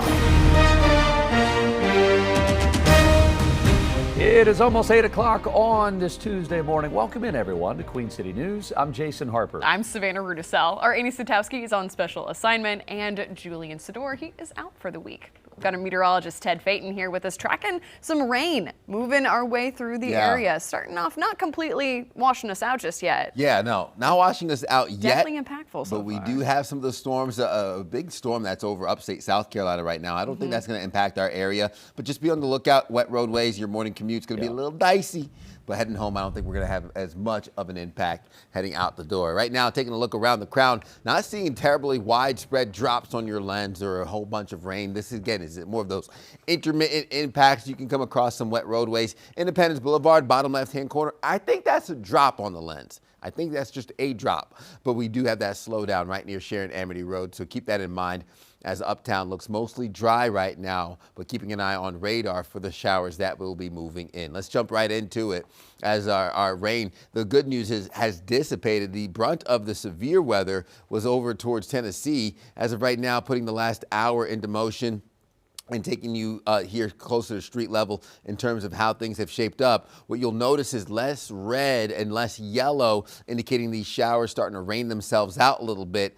But some of the isolated downpours now, pockets of red, Mount Holly, Belmont, heading into Charlotte. Could see a few rumbles of thunder with those isolated lightning strikes crossing at 485 inner and outer. Let's take you even lower into streets, into our street level. Mount Holly, Belmont, pushing east. You could see maybe a rumble of thunder. This is going to be passing towards Twins Estates, Arlington, Deerwood, pushing east even further towards Enderley Park, Ashley Park. You're going to see some of the rain and then eventually some of the isolated downpours that's currently over Chateau Woods, Oakdale, pushing into Bahama Park and Crater Park as we speak. That's where the heaviest rain is set up as of right now. I can even hear some of the drops impacting our studios here out of West Charlotte. The pockets of torrential rain. Notice that moisture locked in over North Carolina coming out of eastern Tennessee. At once was severe, now raining itself out. I think will dry out second half of the day, ushering in some warm temperatures for your afternoon. I'll walk you through more of your forecast and your impacts with another look coming up in the next 5 to 10 minutes. Jason. All right, Ted, thank you very much. It is a mess outside. I want to give you a quick look at our pinpoint traffic map with radar over. Yeah, you can see where it's kind of moving through the central and the northern part of the city, coming down from the mountains from west to east, and that is certainly going to be impacting those roadways. We haven't had to drive on wet roads in quite a while, so you throw that in the mix with rush hour, and we're seeing some headaches from west to east and right in the heart of Uptown and coming down from Lake Norman this morning. Take a look at this shot here. This is NCDOT camera of 77 southbound traffic. That is trying to get into Uptown right at LaSalle. Even the toll lanes are stopped. Nobody's moving. That's 6 lanes across. No one's moving once they get to LaSalle. So this is what it's going to look like for a couple of miles trying to work your way into the heart of Uptown. It is painful to watch. I'm sure it's more painful to actually have to sit in. So hope you got a good audio book. Just don't be distracted on your phone. There's nothing worse than looking up and all of a sudden someone stopped right in front of you. Coming in from out west, you're looking at 40 minutes, over 45 minutes. Coming down from Lake Norman this morning, it has been slow coming down I-77. Now we're at 40 minutes coming up from Rock Hill this morning. That's not good. It's southeast part of the city. We've got issues near Matthews, 45 inner. Look at that, all the way coming around from Mint Hill through Matthews, John Street, over to Providence. That's going to be slow. Those on-off ramps, we've got some restrictions right there near Independence Boulevard. Speaking of Independence Boulevard, look at that. That is stopped at Sharon Amity Road. I would hop off on Central Ave or Monroe Road as an alternate this morning. Those drive times here reflect, especially if you're coming up from Monroe, you're already over an hour coming up from Monroe trying to get into Uptown. Now it's slow coming down 85 quickly. Here's a look coming down Concord. Wet. You can see the rain on the lens and you can see the rain on the roadways. It is going to affect your drive times to the airport. Leave early. Again, be respectful to your neighbors out there on the roads. Here's the drive times. Oh my gosh, 72 minutes coming up from Rock Hill to get to the airport. We'll give you another update of your traffic in conjunction with the weather coming up here shortly. We're continuing to stay on top of developments out of Pineville, where police say a driver crashed into a branch of the Mecklenburg County Library, which also shares a building with the Pineville Town Hall. Police tell us that driver died this morning. This wreck happened around 9:45 last night. They left heavy damage to the side of the building. Also learning that this all happened when the driver lost control of the vehicle after crossing the railroad tracks at high speed. The Officials tell us they were pronounced dead on the scene. The driver has still not yet been identified. We'll share any more details with you just as soon as we get them. New video this morning showing a driver busting into the driving range at the University City Topgolf location. Look at this. That's something you don't see every day. The Topgolf location here, police are saying this happened early Sunday morning. It was right after midnight. The video just shows a driver roaming around the range from one end to the other. No suspects are listed right now in the police report. Driver, though, is facing charges for property damage and threats against employees. A Topgolf spokesperson says they are just grateful that no one was hurt, and the nets have now been temporarily fixed. The suspected shooter at the White House Correspondents' Dinner is facing a charge of attempted assassination of President Trump. Cole Allen appeared before a Washington judge yesterday afternoon. Investigators say Allen sent an email to family members railing against Trump policies and calling himself a, quote, friendly federal assassin. The White House aides blame Democrats for inspiring attacks like Saturday's. Those who constantly falsely label and slander the president as a fascist, as a threat to democracy, and compare him to Hitler to score political points are fueling this kind of violence. Trump administration officials and Republican lawmakers say the attacks highlight the need for Congress to fund the Homeland Security Department, which includes the Secret Service. It is 8:06. We want to give you a live look now from both the White House and the Capitol. Well, there's just the White House in Washington. A historic moment this morning expected to happen later today with King Charles set to address a joint session of Congress. The King and Queen Camilla are in the U.S. for the first visit by a British monarch in nearly 2 decades. Now, it comes amid strained relations between the U.S. and the U.K. There are some added security checks following an assassination scare in Washington during the White House Correspondents' Dinner. News Nation's Washington correspondent Margaret Chadbourne joins us this morning. Margaret, what is the goal of this royal visit here this week? Good morning. Well, King Charles and Queen Camilla are in the U.S. to mark the 250th anniversary of American independence, a week full of pageantry and diplomacy as the White House rolls out the red carpet for the royal couple at a critical time for the two countries' long-standing alliance. King Charles and Queen Camilla touching down at Joint Base Andrews Monday, kicking off a 4-day state visit. The royal couple greeted by President Trump and the First Lady at the White House, followed by a private tea in the Green Room, then a garden party at the British Embassy, a precursor to Tuesday night's state dinner. First Lady Melania Trump has led all of the preparation for the state visit. A high-profile visit aimed at reinforcing ties, with the most consequential event later today, the King's address to a joint session of Congress, only the second British monarch to do so. Of course, the King's mother spoke here. It's a visit that's really welcome, and we have a very special relationship. The King is expected to reaffirm shared values between the two allies despite recent strains, mainly the war in Iran, which has driven a rift between President Trump and the British government. U.S. tariffs on the UK, the president's threat to take over Greenland, and his criticism of NATO have further complicated the alliance. It's not unusual that these sorts of visits happen in the moment of international complexity. President Trump has repeatedly blasted Prime Minister Keir Starmer for not joining U.S. military action in the Middle East. And hopefully the King's visit is going to go a long way toward repairing the damage that this administration has done. After Washington, the King and Queen will head to New York City for a 9/11 memorial ceremony. Their trip then wraps in Virginia. And noticeably absent from the schedule is a meeting between the King and his son, Prince Harry, who lives in California. Jason, Savannah. All right, Margaret Chadbourne live in D.C. Margaret, thank you so much. Appreciate that. Iran is offering to reopen the Strait of Hormuz if the U.S. lifts its Navy blockade on the country, even going on to say that this could end the war. This would also postpone talks on the Iran regime's nuclear program. Regional officials say President Trump, though, may not agree to this, and Secretary of State Marco Rubio appeared to rule out a deal that excludes Iran's nuclear program. The U.S. blockade is to prevent Iran from selling its oil, taking away their crucial revenue. Federal Reserve governors will be starting their 2-day meeting today to decide on interest rates. The Fed's Open Market Committee met last month deciding to keep the rate that it charges banks at 3.75%. Just last week, the Justice Department dropped its probe into Fed Chair Jerome Powell. His term ends coming up on May 15th. Former Fed Governor Kevin Warsh is President Trump's nominee to succeed him. The home of a Charlotte CEO who died last year is now on the market. Queen City News reporter David Schumann spoke to the real estate agent, who was also a friend of the late Lending Tree founder. This home makes everybody feel very emotional when you come through the front door. Some of the emotion for Eliza Caminiti when she walks through the doors here is grief. Caminiti was friends with the former owner, Doug Lebda, the Lending Tree CEO who died in an ATV accident last fall.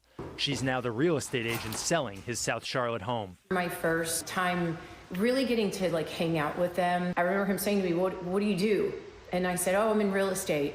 And he said, you're gonna be the best real estate agent in Charlotte. I'm gonna do my damnedest to make sure you're the best real estate agent in Charlotte. And it was, I left there that night going, wow. That's the kind of man Caminiti says Lebda was, inspirational and finding the good in people. She believes his house, which is listed for $15 million, reflects that. You can feel energy and a vibe in a house. And there was so much love and passion that went into building this home and making it a forever home. Lebda was a sports fan, installing a golf simulator in the home, which is on the 15th hole of the Quail Hollow golf course. Lending Tree, the online financial platform he founded in 1996, was also a jersey sponsor for the Hornets. After Lebda's death, his wife Megan said in a statement, he was an amazing man with a heart so big it seemed to have room for everyone he met. Doug was compassionate, generous, and endlessly curious about the world and the people around him. You just want her to be happy. Caminiti says even at the high price point, the home's gotten more interest than her other listings. The house has had a lot of attention. I don't think it's going to last long. In Charlotte, David Schumann, Queen City News. And we're tracking the showers and storms moving through the Carolinas rather quickly, giving you a wet morning commute. Dry by this afternoon, but there is more rain. Where that came from, I'll detail the latest coming up with a look at your forecast. You're watching Queen City News Now with a live look over Independence Boulevard. The most honored and the most local news in Charlotte. We'll be right back.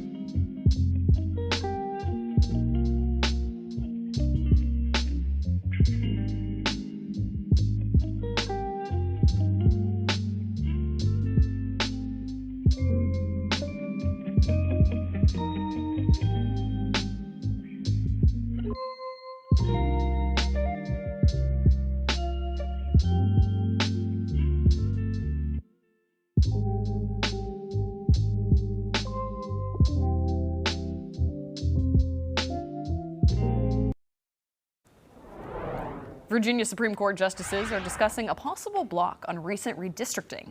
The new district, which could net Democrats 4 additional seats, won narrow voter approval last week. But a Republican legal challenge claims the General Assembly violated procedural rules by placing the constitutional amendment before voters to authorize the mid-decade redistricting. Now, it's a decision that could cause a ripple effect across the country. All right, we are bringing back our chief legal analyst, Khalif Rhodes. Khalif, we know this was narrowly voted on. Why is Supreme Court now? Why are they revisiting? Is it the constitutionality of what's going on here? Kind of break this down for us. Well, this is a procedural due process question. Did this vote take place prior in the process that it should? What is action like this something that would be considered an election? This is what the court is going to be looking at. But I'd even step back a couple points. Yes, this is backed by Republicans that are frustrated that this occurred, and it occurred in response to what obviously happened down in Texas. But most of the time when the Supreme Court or any court would look at these types of issues, it will be when it's General Assembly type passed, where you have the voters didn't have any impact. This one is significantly different. Even though it was narrowly passed, it was passed by the voters in the state. So it would be hard pressed to find court precedent that's past cases that could show where the court would overturn a voter initiated map, even if there are allegations of voter suppression. Typically, if it is maps drawn by legislatures, then you can see where the court would say, well, show me the process. Show me what you used. Was it politically based, which is legal, or was it race-based, which is illegal? If those scenarios would appear within the process, then the court would invalidate that. North Carolina, we've seen it happen a number of times here. But I would overemphasize how extremely rare it is for a court to say, you know what, the voters have decided, and we're going to overturn what the voters have now decided.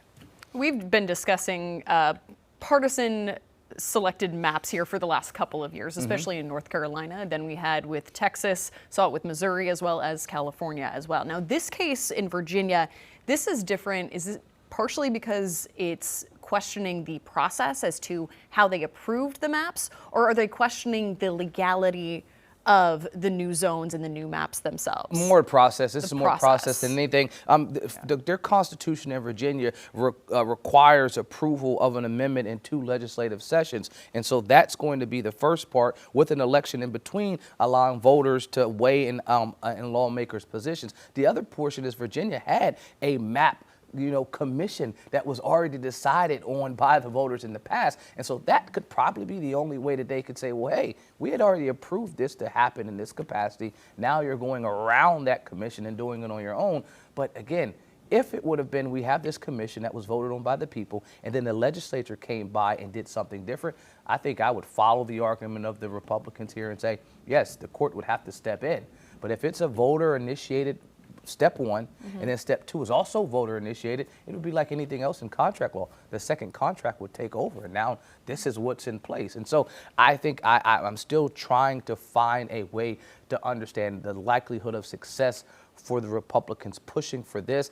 I don't think that, yes, the state Supreme Court is pausing it right now, but I don't think it's going to allow them to stop something like this from taking place. There's a lot of ifs here, Khalif, but if the court does agree, would this completely wipe out the election results, and would they restore the old map? I mean, if we were to follow this forward, 100%. I mean, right now with the court pausing it, that's putting a stay on what happened. So it's as if the vote didn't occur right now. And if the court allowed that to stay in place, then yes, then there would actually have, if that vote didn't occur. And I take it back to why the courts don't do that. You don't want to invalidate votes. We want to sow election integrity, in the election process. If you're attempting to sow confidence, I can't say that your vote last Wednesday didn't count because the process wasn't followed properly by the folks that requested this to happen.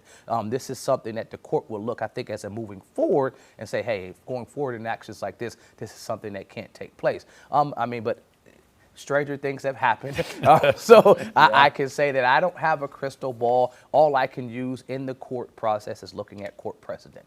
Tell me what the courts have said before, and then give an estimate of what do you think they'll say going forward based on how they reacted in the past. Keep an eye on the Virginia State Supreme Court from here. Khalif, thank you so much. All right, almost 8:20 this morning. We've been hearing rumbles of thunder, and we know I'm getting messages on my phone, Ted, from the Pinpoint Weather app saying we got lightning coming through town. Yeah, we have some of the heaviest rain moving through, actually a line of those storms now crossing Gastonia and West Charlotte and impacting parts of Uptown, just south of I-85 and even pushing into 45 inner and outer TKK. You might hear some rumbles of thunder here shortly as we look at some of the heaviest rain moving through. That's all courtesy of the showers coming out of eastern Tennessee towards the western Carolinas, most of which starting to taper off and continuing to impact us, eventually heading towards the northeast, but not too concerned about those impacts as that area of low pressure well off of over the Great Lakes, sweeping that cold front into the Ohio Valley region. Rain tapers off by this afternoon, but still having to put up with the wet weather for most of the morning. Wednesday will bring more of the rain impacts if high pressure develops here off of the East Coast. Putting the clock into motion by 1 o'clock this afternoon, we start drying out. Rain tapers off, making way for partly cloudy skies before Wednesday morning brings in another round of wet weather, some of which could bring that heavy rain along with it. By the afternoon, though, I'm looking at pop-up showers and storms that come into play Wednesday afternoon, a marginal risk for severe weather. That's level 1 out of 5, damaging winds being the main threat. Can't rule out an isolated spin-up tornado, but for the most part, it's the accumulation of 1 inch to 1.25 inches that we'll be paying attention to help us get a little bit relief from our drought conditions which have stuck around. The temperature starting off in the mid-50s this morning, upper 40s Boone and Jefferson will make a run for the low 70s peak heating hours of the day. Upper 60s for our mountain counties with lows tonight settling in the mid to upper 50s, low 60s heading into your Wednesday. 7-day forecast will bring 70s for midweek into your Thursday and Friday. More in the way of the 60s Saturday and Sunday. We'll have the storm potential linger to start the weekend, then mid-70s settle in Monday of next week. Savannah. Thanks, Ted. 8:21 is our time now as we take a live look over New York City. Lady Liberty standing there in that Tuesday morning sun. We'll get another check of your business watch coming up live with Jane King when we come back.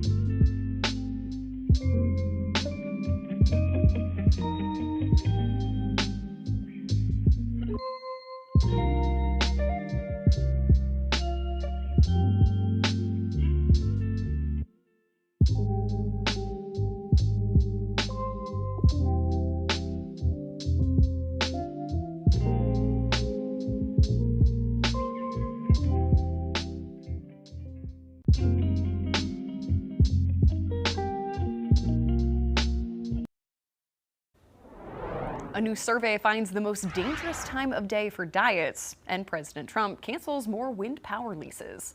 Jane King is live at the New York Stock Exchange with those stories and more. Good morning, Jane. Hi, Savannah. Good morning. So we're mixed for the start today. The Dow is still positive, but the S&P is lower and getting more so as we get closer to the opening bell here today. We did have more records yesterday, even as oil prices rose. Now, the Federal Reserve meets today and tomorrow, and it is not expected to make any change in interest rates, but this will probably be the Fed Chair Jerome Powell's final meeting. Well, 2 offshore wind developers will give up federal leases and instead commit money to fossil fuel projects under agreements with the Trump administration. The Interior Department says Blue Point Wind and Golden State Wind will relinquish their leases. They will be reimbursed for their costs. The deal marks the latest step in the administration's push to slow down the U.S. offshore wind industry and boost investment in fossil fuels. Well, cravings hit hardest at 3:42 p.m. A survey of 5,000 Americans by Talker Research and Every Plate looked at what cravings look like. And they found the average person gets 2 cravings a day, with 1 in 4 experiencing cravings more than that. Regardless of the time, 6 in 10 say they can't hold out on a craving for more than an hour, and 1 in 5 give in less than 15 minutes. So this time of day, all I crave is caffeine. 2 times a day, Jane? That feels a little low to me. I don't know who's only getting 2 of these cravings a day. I know. Well, and 3:42 p.m., very exact. But it's good to know. That way you can kind of prepare for it. Set aside a healthy snack. Something healthy. Yeah. Yes. Jane, thank you so much. We'll catch back up with you here again here after the opening bell. 8:25 is our time now this morning, so take a live look over Independence Boulevard. You're watching Queen City News.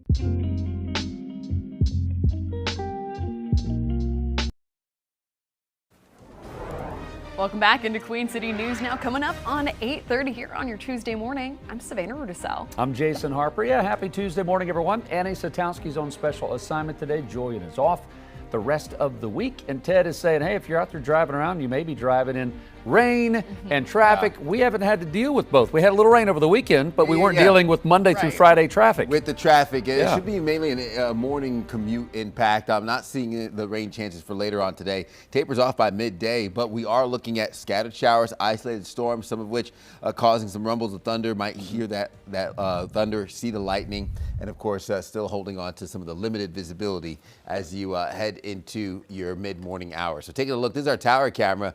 Can't see the Queen City in the distance. There is rain out there heading in our direction. That's continuing to taper off as we head into your afternoon hours. But as of right now, going through the brunt of it and the thick of it, leaving behind those wet roadways as you head out and about. So let's put the clock into motion. The heaviest rain is now moving south of I-85. So I'll put the clock into motion first and then move the map over to where the heaviest hit areas are going to be. Some lingering showers north towards the I-40 corridor, but going down the street level here towards Rock Hill, York County, into Rock Hill, Chester, and south towards your I-77 corridor, seeing some of the storm activity picking up over Fort Mill, Pineville, heading east towards Waxhaw. So Indian Trail, Waxhaw, dry as of right now, but we'll pull those storms in here just in a matter of moments, taking you further north, some lingering showers on the back end here over Uptown, and then even up through Mooresville into Cornelius near Lake Norman, still seeing some of the light rain sticking around for your late morning hours.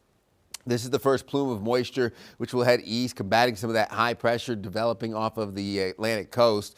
We have that low pressure system pushing well off to the north, cold air behind that. And again, this sets us up for what will be another round of wet weather heading into your Wednesday. So rain tapers off this afternoon and evening. I'm looking at your conditions settling in with those partly cloudy skies second half of the day. We'll be ushering in some peaks of sunshine before settling back into what will be the 70s midweek with more of a warm front. We'll walk you through this again here coming up in the next 10 minutes. Savannah?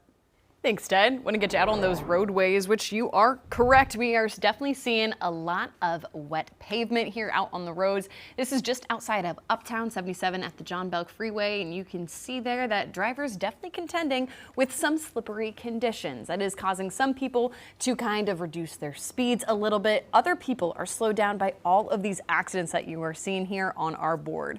We know that CMPD officers are incredibly busy today responding to all of these different crash icons that you're seeing there on the map. Some of the ones that are causing them the biggest of headaches, we're looking at one here. This is just to the south of our viewing area, just north of 485. It's trying to take that ramp from 485 to Independence, and that is causing quite a bit of issues. And we also see just to the north of that as well, something's been going on for about half an hour or so, another incident there at Sam Newell Road. Then from the south here, once again, that's kind of getting some of the bulk of the rain that's moving in here right now. So if you're coming up from the South Carolina side of the viewing area, we are seeing some longer than usual drive times as well. More than triple the time that it normally takes to get from Indian Land to the 485 loop. So make sure you're giving yourself a little extra time if you're trying to head out in the next couple of minutes or so. 77 very slow along the ways. This is here just to the north of Gold Hills Road is what this camera is looking at. As you can tell, very foggy visibility, not looking too great from our traffic cameras, but we will keep you updated with one more look at traffic coming up for you just after 9 o'clock. We do have a breaking news update to a crash earlier out of Pineville. Pineville police say that the driver who crashed here into the Mecklenburg County Library and the Pineville Town Hall building last night is dead. This happened around 9:45. There was heavy damage to the side of the building. You could see the boarded up portions there from that shot. We have learned that the driver lost control after crossing railroad tracks at high speed. They were pronounced dead on scene. The driver has not been identified yet this morning. As soon as we get more information of those details, we will share them with you on air and online at qcnews.com. One person is giving driving at the range a whole new meaning. Police say a man broke through the fence and drove an SUV onto the range at the University City Topgolf. A police report on the incident early Sunday morning shows the driver caused thousands of dollars in damage and threatened Topgolf employees. Queen City News anchor Caroline Boyer talked with one of the witnesses. Not using a driver, but literally driving as people were hitting golf balls at one of Charlotte's top golf locations. This police report shows that joyride caused about $5,000 worth of damage. everybody was really just confused. Everybody didn't really understand what was going on at first. It's not something you see every day or really any day. He drove through the back net with his car and then he just started driving around. Ibrahim Burhan captured this video on his cell phone of a man's vehicle on the driving range at the University City Topgolf at about 12:15 Sunday morning. His car was bashed up, his headlights were out, and I don't think he even knew what he was doing. Burhan tells me he saw the man at the bar earlier in the night. The bartenders had to cut him off, and obviously they made the right choice. The ride lasted about 10 minutes, leaving the dozens of golfers there at the time almost at a loss for words. It was pretty surreal. Everybody had to stop and not hit golf balls anymore. Burhan says Topgolf employees eventually guided the driver off the range. A Topgolf spokesperson released a statement saying, in part, the safety of our players and playmakers is our top priority, and we are grateful that no one was injured. That spokesperson also said the nets have been temporarily repaired and the Topgolf is open for normal operations. In Northeast Charlotte, Caroline Boyer, Queen City News. Members of the Charlotte-Mecklenburg School Board will vote tonight on the district's proposed budget for the next school year. Administrators proposed a nearly $2 billion operating budget, with about 78% of that funding going towards salaries and benefits. The plan calls for 3% raises for teachers based on projected state funding. But administrators say they can't guarantee the state money because lawmakers have yet to pass a budget. Also tonight, Gaston County commissioners will be considering a potential sales tax to help fund the public school district. It would be a 1/4% tax, with the money reportedly going into teacher supplements. It comes as Gaston County school leaders are discussing layoffs and budget cuts. A group supporting the education tax is asking people to attend the 6 p.m. county commission meeting. Gaston County Schools is now closed for students this coming Friday due to a planned teacher rally in Raleigh. School leaders announced the decision to parents last night. They've determined that they don't have enough substitute teachers or office personnel to cover those positions. Friday instead will be an optional teacher workday. Charlotte-Mecklenburg schools, they're also on a teacher workday this coming Friday. State lawmakers are expected to vote on a bill that would overhaul Medicaid this week. It's already received overwhelming support. The bill includes a one-time infusion of cash to cover a $319 million Medicaid funding gap. It also includes adding work requirements for some recipients and shifting to monthly checks instead of every 3 months. The bill also adds new verification requirements regarding immigration status. Another North Carolina lawmaker from Mecklenburg County says he's leaving the Democratic Party. State Representative Nassif Majid, whose district covers parts of Northeast Charlotte, is announcing he will now be unaffiliated. Queen City News Chief Political Correspondent Andy Weber asked if this means he'll now routinely meet and vote with the GOP. Many are curious, will you now caucus with Republicans? Like I said again, right now, I'm not. I'm in the process. Made this move. I'm in the process of evaluating, getting input from people. I haven't made no decisions about that either way. Former Democrat, now unaffiliated state representative Nassif Majid is not ready to say how he'll vote going forward. He agreed to an interview with Queen City News on Monday, but one thing's for certain, he's no longer a Democrat. The Democratic Party left me by the actions of what they did. Campaigning against me, spending over $500,000 against me. They censored me from the Democratic Party. Majid lost his primary re-election bid on March 3rd by more than 40 percentage points. Party leadership had thrown their support behind his opponent after Majid voted with Republicans to override a handful of Governor Josh Stein's vetoes. Would your decision have been different if you had won the primary? No, I wouldn't be thinking about that. These circumstances drove me to this particular point. Majid's departure from the Democrats comes days after fellow Met County Rep Carla Cunningham also changed her registration to unaffiliated.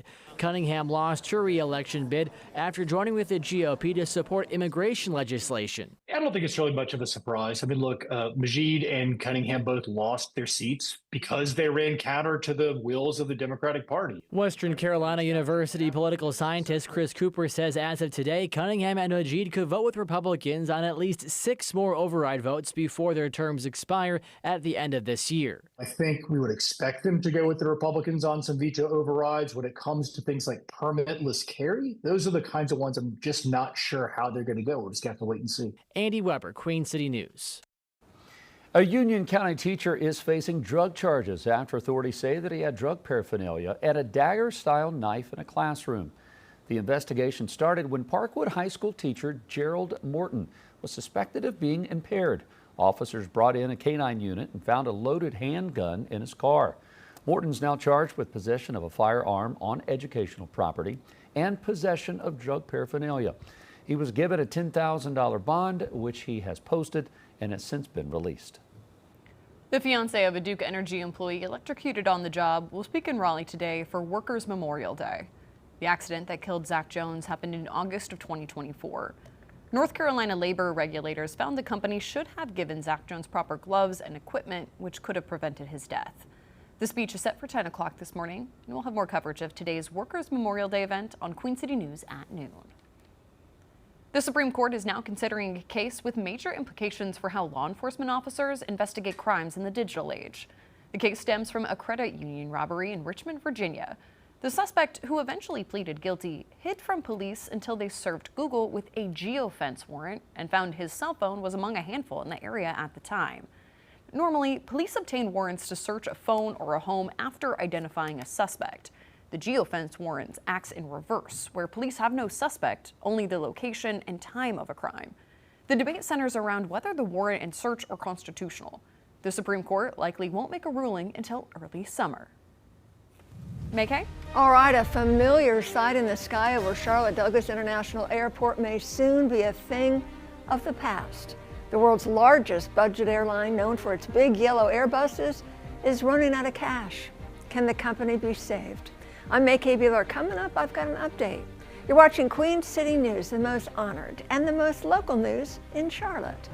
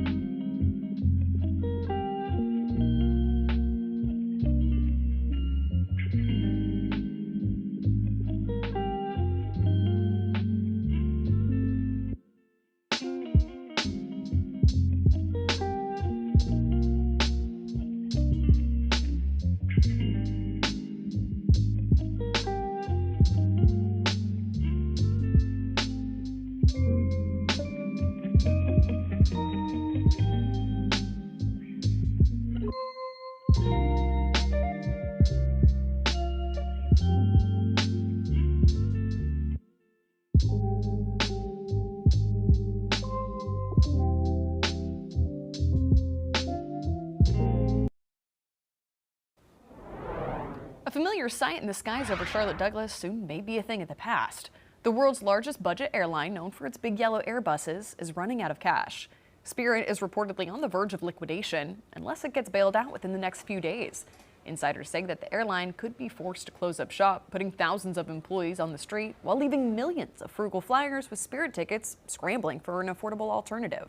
And with the Iran war driving up fuel costs, the bankrupt airline's creditors have expressed serious doubts that Spirit can remain viable. Would an emergency power save the day? Our chief transportation correspondent, pilot Mackay Beeler, joining in now. Interesting where they are, huh? So listen to this. What is the emergency power? It is the Defense Protection Act. President Trump is considering invoking it to loan Spirit money for national defense purposes. It could be a lifeline for the airline. Now, although nothing is set yet in stone, government officials say the White House is reportedly considering taking over Spirit Airlines and using part of the bankrupt carrier's fleet for military missions. It could be used to transport troops and military cargo if Trump takes over the airline. Now, last week, reports suggested the Trump administration was in talks to loan as much as $500 million to the ailing discount carrier. Then Trump said the federal government may just buy the airline. If Trump acquires the airline, he says when the price of oil goes down, he'd sell it for a profit. Mackay, have we ever seen this before with the government purchasing any kind of a private airline? No, this is unprecedented. It's getting a lot of backlash. So the government, buying a private airline has not happened before, and bailing out Spirit actually can come in several forms. Buying the airline outright, as mentioned, or offering a loan. In the long term, the disappearance of a major airline like Spirit would reduce competition, and we know what that means. Less competition means higher prices for customers. If the White House grants a loan to Spirit, and they're talking about $500 million that's being discussed, well, then the airline could continue to operate as normal as it figures out how to repay its creditors. Now, unless officially announced by the Trump administration, we want to make it clear that any of these deals we're talking about is to be regarded as speculation. Okay, so let's play this through. If Spirit were to close shop, what happens to passengers hanging on to tickets? So that's what everybody wants to know. So you are unlikely to get a direct refund. So you are now considered an unsecured creditor. You might be able to get your money back by filing a chargeback dispute with your credit card company for services not rendered. Your loyalty points, they're gone. Do not cancel your flight, because then you're going to be left with a worthless travel credit if the company goes out of business. Rely on your credit card issuer for a chargeback. So if Spirit goes out of business while you are mid-flight, I've been asked about this, hopefully they're going to take you to your destination. I don't know why they wouldn't, but if they take you somewhere else, then you're going to be on your own to foot the bill to get to your destination. Mackay, definitely seems like Spirit has been through the ringer lately. Second time in bankruptcy since 2024. They're trying to recover. They never recovered from the pandemic. All the airlines are hurting from these Iranian fuel prices. So oil has doubled. Right. Which it's not going to last forever, but still, it can leave a... They just missed an interest payment in bankruptcy court. So what I'm told is any day, either the government's going to bail them out or they're going to go bye-bye. It's kind of sad. We don't want to see that happen because of a war. Right. But we'll see. You know me, I love airplanes. I love seeing that big yellow Airbus. When I'm driving to work and I see it on approach to CLT. Like a flying highlighter. It's just so bright up in the sky. And you'd hate to see those people lose their jobs and just everything. And like 17,000 jobs. And people rely on that airline. They can't afford Delta or the fancy airlines. So I don't know, we'll see. It's kind of sad, I think. But other people say the airline's a loser. Let them die. To each their own. To each their own. We'll see. All right. Thanks, Mackay. Appreciate it. Let's get over to meteorologist Ted Payton this morning. We've had The sounds of rain come through West Charlotte about an hour ago. Where are we now around our viewing area, Ted? Most of it's now to the south and moving rather quickly. Maybe just some lingering drops here and there as we head out and about along I-85, 485 inner and outer, still getting some of the rain. Let's put the clock into motion. Last hour, recap just the last 60 minutes for you, take you down to street level in terms of how things have set up and where the heaviest rain is setting up as of right now. Rock Hill into York County, parts of Chester, Lancaster, that's where the storm activity is ramping up, starting to push into Indian Trail, Monroe, Pageland also getting some of the rain, and we are looking at the lingering showers on the back end, Gastonia, and then of course York, Chester, still dealing with some of the lightning strikes associated with the heaviest rain. And again, I mentioned the lingering showers on the back end, Shelby into Cherryville. You're looking at the moderate rainfall along the I-40 corridor, Highway 321, could see some of the impacts for the wet roadways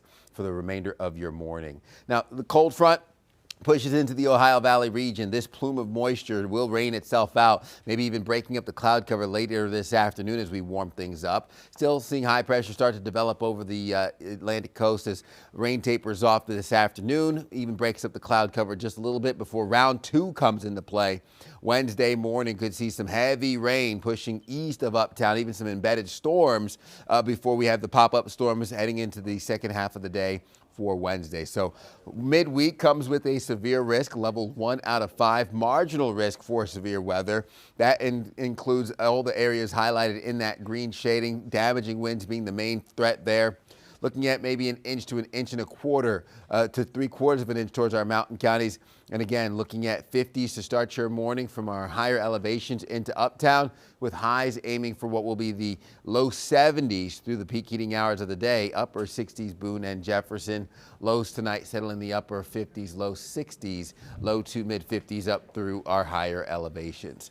7-day forecast brings in the 70s for the remainder of the work week. 60s settle in just in time for the weekend. We'll be dry with those mid 70s returning Monday of next week. Savannah. Thank you. New on Queen City News Plus, when it comes to dating, sometimes the one thing you really need is a bit of confidence. On the latest episode of Unhinged, we talk with an expert who's helping people find their spark before getting back out there.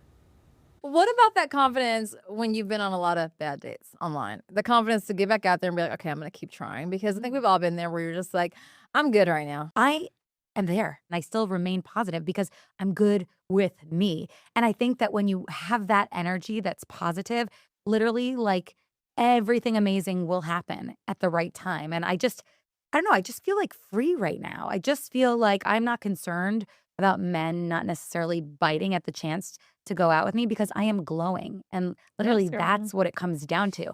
Taking care of yourself, respecting yourself, valuing yourself, and then the guys will flock.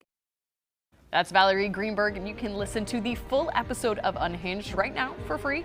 You download the Queen City News Plus app on either your Roku, Apple TV, or Amazon Fire Stick. You're watching Queen City News, the most honored local news in Charlotte. We'll be right back after this.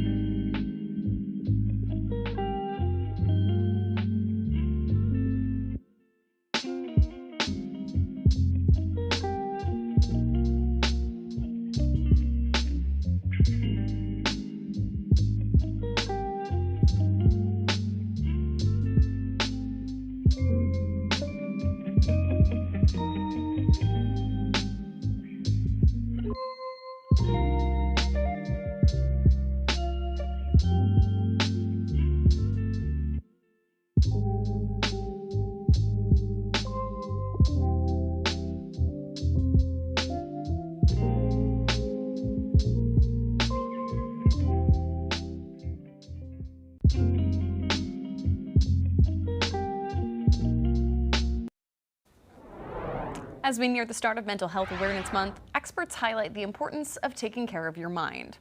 1 in 5 people reportedly struggling with mental health, according to the research from the Case Western Reserve University. Common factors include anxiety over national and international conflicts, the rise in social media use, and continued stigma. Experts say there are some warning signs to watch out for. So everybody does feel sad sometimes. Absolutely, it's part of being human. But when sadness is kind of eclipsing all other emotions, when it lasts a long time, when it is causing problems in your family or your life or your work or with your children or friends, those would be signals. And or if you're thinking that your life is not worth living, those would be signals that this is beyond just the blues. This is potentially depression that warrants treatment. Experts say if you believe you might be suffering from anxiety or depression, speak with your doctor. And if you or someone else you know is facing a mental health emergency, you can always call or message the Suicide and Crisis Lifeline any time of the day. That number on your screen right now, 988. Time is now 8:55 and you're watching Queen City News. We'll be right back after this.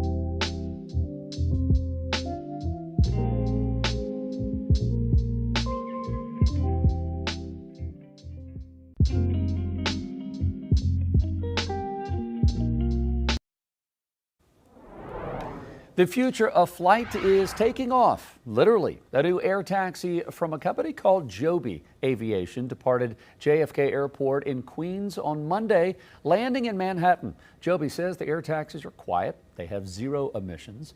The company also says the air taxis can connect JFK Airport in Midtown Manhattan in less than 10 minutes, in a trip that can take normally an hour or more on the ground. First of all, it's just cool looking. Let's start with that. As new grads face a tricky job market, WalletHub has compiled a list of the best and worst entry-level jobs. Most say they're looking for a long-term career with a strong starting salary and growth opportunities. According to this study, the top 3 best careers for an entry-level job are hardware engineer, and certified nursing assistant. Each role boasts high job openings and getting hired without much previous work experience. People in those roles also typically don't work more than 40 hours a week. Now, the worst ranked jobs include welder, emergency dispatcher, news anchor, and oh wait, sorry, I didn't mean to throw that in there. Auto mechanic.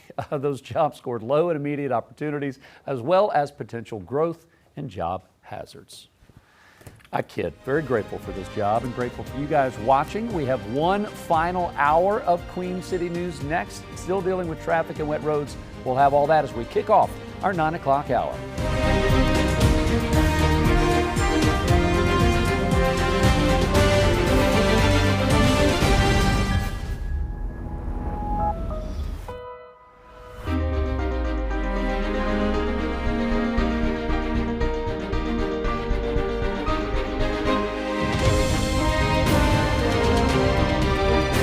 Queen City News starts now. It is 9 o'clock on the nose. Good Tuesday morning, everyone. Welcome into our final hour of Queen City News. I'm Jason Harper. I'm Savannah Rudisell. Our Amy Satowski is out on special assignment today, while Julian Sador is out for the week. We've got meteorologist Ted Phaeton here, who is tracking as this rain moving in through our area. Ted, this is something that feels like the first time we've seen it in a while. Yeah. First time in a while. We were way below what we should be. The grass got crunchy. Yep. Drought conditions got worse. Yeah, the pollen was going crazy. Pollen's going out of control. So thankfully, the rain's going to help alleviate some of those concerns. Even if it doesn't make a big dent in the drought level that we have right now, you know, a lot of cities in our area are on these water restrictions, like a Tuesday, Thursday, Saturday. Is this enough to do anything with that? It's hard to say. We'll get an update on Thursday in terms of how the drought has progressed. It takes a lot of rain first to saturate into the ground. The rain that we have this morning, just very short-lived, quickly moving through, not enough to really soak up into the ground is what we need. So we will take the rain. We will head in the right direction, but it's going to take a few rounds of this in order for us to really feel those improvements around the Carolinas. So right now, keeping an eye on Charlotte Motor Speedway. There's a few drops on the lenses. The rain has pushed further south and east, continuing to impact parts of our South Carolina counties. For the most part this morning, not looking too bad as you head out and about, looking at those showers pushing through as we look at that rain over the last hour right now, seeing that cross over the I-85 corridor further south and east towards York County. We'll have another look at your forecast coming up with another check in the next 10 minutes. Guys. Arrested a 21-year-old Gastonia man in connection with a deadly shooting that happened nearly a month ago. Gastonia police say Elijah Craig shot and killed 19-year-old Isaiah Wilson. This happened on April 1st at the Fairhaven Place Apartments on Hine Way. Authorities say an 18-year-old was also injured in the shooting and had to be taken to the hospital with life-threatening injuries. Craig is charged with first-degree murder and attempted first-degree murder. He's also facing charges for motor vehicle larceny out of Mecklenburg County. Craig is set to make his first court appearance this afternoon in Gaston County, and a judge has not yet set his bond. We're also following breaking news out of Pineville. Authorities say the driver who crashed into the town hall and library building is dead. Pineville police say this happened around 9:45 last night when the driver lost control after speeding over a railroad crossing at high speed. The collision caused some heavy damage to the side of the building. The driver was pronounced dead on the scene, but authorities have not yet identified that person. We'll share more details just as soon as they come into the newsroom. New video shows a driver busting into the driving range at the University City Topgolf location. Look at this video here. Police say that this happened early Sunday morning, shortly after midnight. The video shows the driver roaming around the entire range from one end to the other. No suspects are listed in this police report, but the driver now faces charges for property damage and threats against employees. A Topgolf spokesperson tells us they are just thankful that no one was hurt, and the nets have now been temporarily fixed. North Carolina educators are demanding lawmakers act to address teacher pay. They say the state is 46th in the nation for teacher pay. The State Association of Educators held a virtual press conference yesterday to address the amount of money that the state pours into public education. They say compared to teachers in other states, North Carolina teachers make about $16,500 less. In order to reach teacher pay in Georgia, which is the highest paying state in the Southeast, teachers in North Carolina would need a 21% raise, according to the group's research. The association has a protest planned in downtown Raleigh for Friday morning. A North Carolina soldier accused of using classified information to win more than $400,000 on a prediction market will appear in New York federal court today. Prosecutors say that Master Sergeant Gannon Van Dyke placed $33,000 in wagers ahead of the January operation to seize Venezuelan President Nicolas Maduro. Van Dyke is a special operations soldier at Fort Bragg, but the case has been moved to New York City, where the company behind the prediction market is based. The soldier is free out on bond. Joining us again, our chief legal analyst, Khalif Rhodes. Khalif, we've been talking about this over the last couple of weeks. Multiple charges for, basically this is insider trading. You're looking at wire fraud, misusing government information. What sort of carries the heaviest legal weight when you're looking at these charges? You got a lot of them. That's a lot, yeah. Wire fraud, 20 years in prison, can increase to 30 if it involves financial institution or disaster relief fraud. And this doesn't do that, but 20 years. Commodities fraud, 25. Theft of non-public government information, 10. Unlawful use of government confidential information, 5. And unlawful monetary transaction, 10. So theoretically 60 to 70 years, and these typically would stack on top of each other. The issue is he wouldn't be in the top of the range, and so a judge would have the discretion to be in the mitigated or the presumptive range. Federal sentencing guidelines give those judges that discretion, and it gives the judge discretion to divert or deviate, I should say, from those ranges. And so it's rarely imposed at that statutory maximum.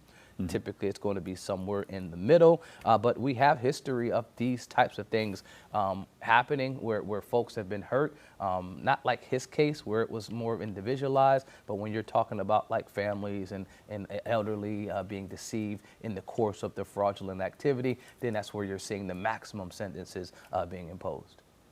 And considering this happened on, again, one of the more newer platforms that we have seen kind of enter the legal world here, how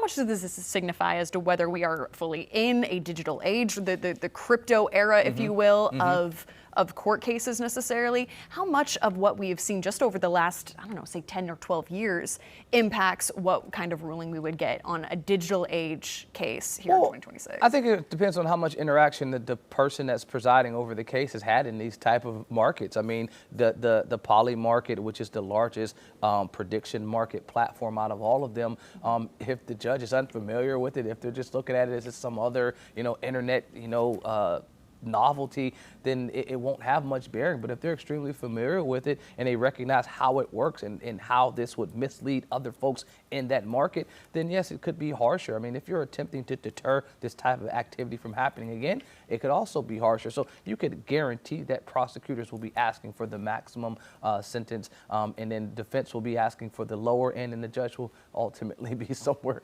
in the middle. But it's when you're looking at technology, if the people that are enforcing the laws and creating the laws don't have any interaction with it, then it's hard for them to get an understanding. I just can put it in perspective of not the AI or crypto type of stuff, but just insider trading, just type of wire fraud, any type of like commodities fraud. Bernie Madoff, he got 150 years. And that's probably the closest to these type of cases that are out there where you've had these high type of sentences. But again, those are distinct from this one because you had a lot of elderly and folks' life savings that were taken. This is just, okay, do we want folks to participate in this market?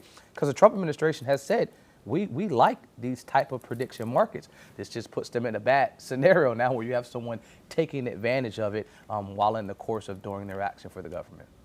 Khalif, in this case, Polymarket flagged the activity. They alerted authorities.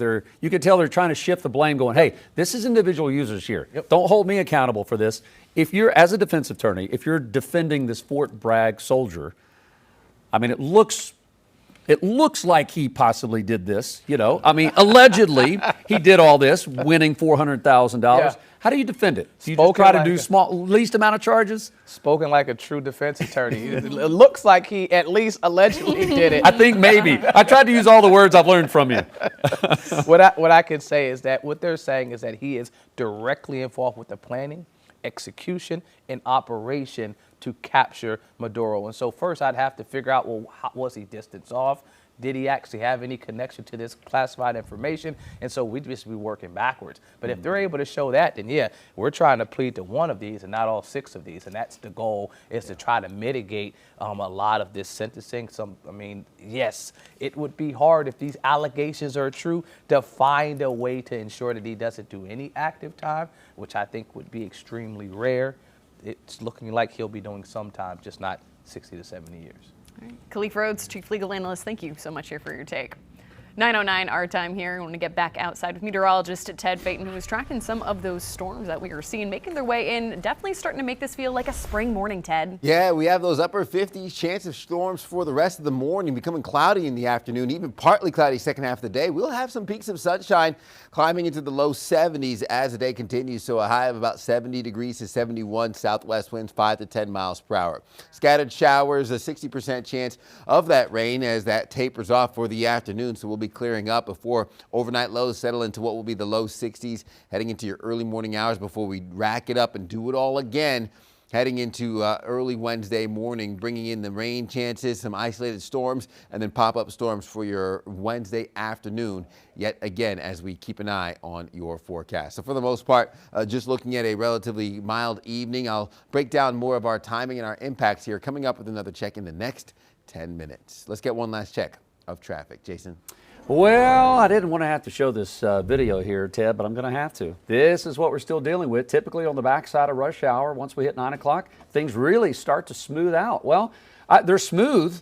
They're just slow. We're looking at all the lanes here, 77 South, including the toll lanes. They are creeping along at about 5 miles an hour. And if you are distracted by your phone and you got wet roads, it doesn't take but a split second to rear end the person in front of you, causing more backups, and that's what's been happening all morning long. So hopefully this will thin out as things go to dry out. On the east side of the city now, Independence Boulevard, still struggling. 2 of the 3 lanes still stopped all the way back to Sharon Amity exit there, and so Central Avenue or Monroe Road would be a better option for you. Here's a quick look at our map. With some of the incidents that are left, you can see the radar over the map. Pretty much our whole viewing area, when you look inside the 485 loop, is going to have wet roadways. Quickly, here's the last minute update to your drive times. Still looking at 40 minutes coming up from Fort Mill, from the South Carolina area, coming down from Concord, in from Monroe. It was over an hour. Now we're down to 52 minutes. It's slowly improving. If you got to go to the airport, we don't expect any delays because of the rain coming through.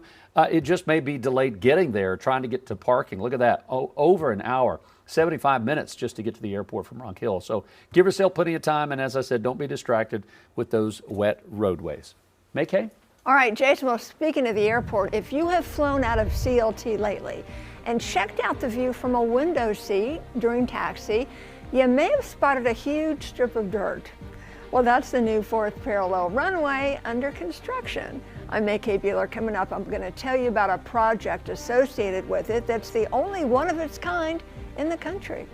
You're watching Queen City News, the most honored and the most local news in Charlotte.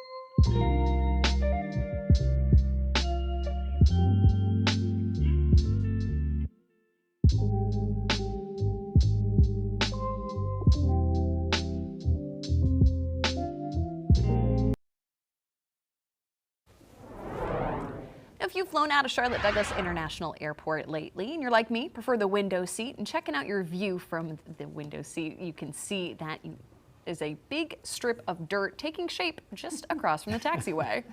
Apparently, it has an official purpose and a title. That is Charlotte's 4th parallel runway. It's a work in progress. Officials say it's doing more than just taking shape. It's helping shape the future of aviation. Our chief transportation correspondent, our pilot, May K. Belix, here to explain what's so exciting about this construction project. Yeah, so this is something that's very unique to Charlotte Douglas International Airport.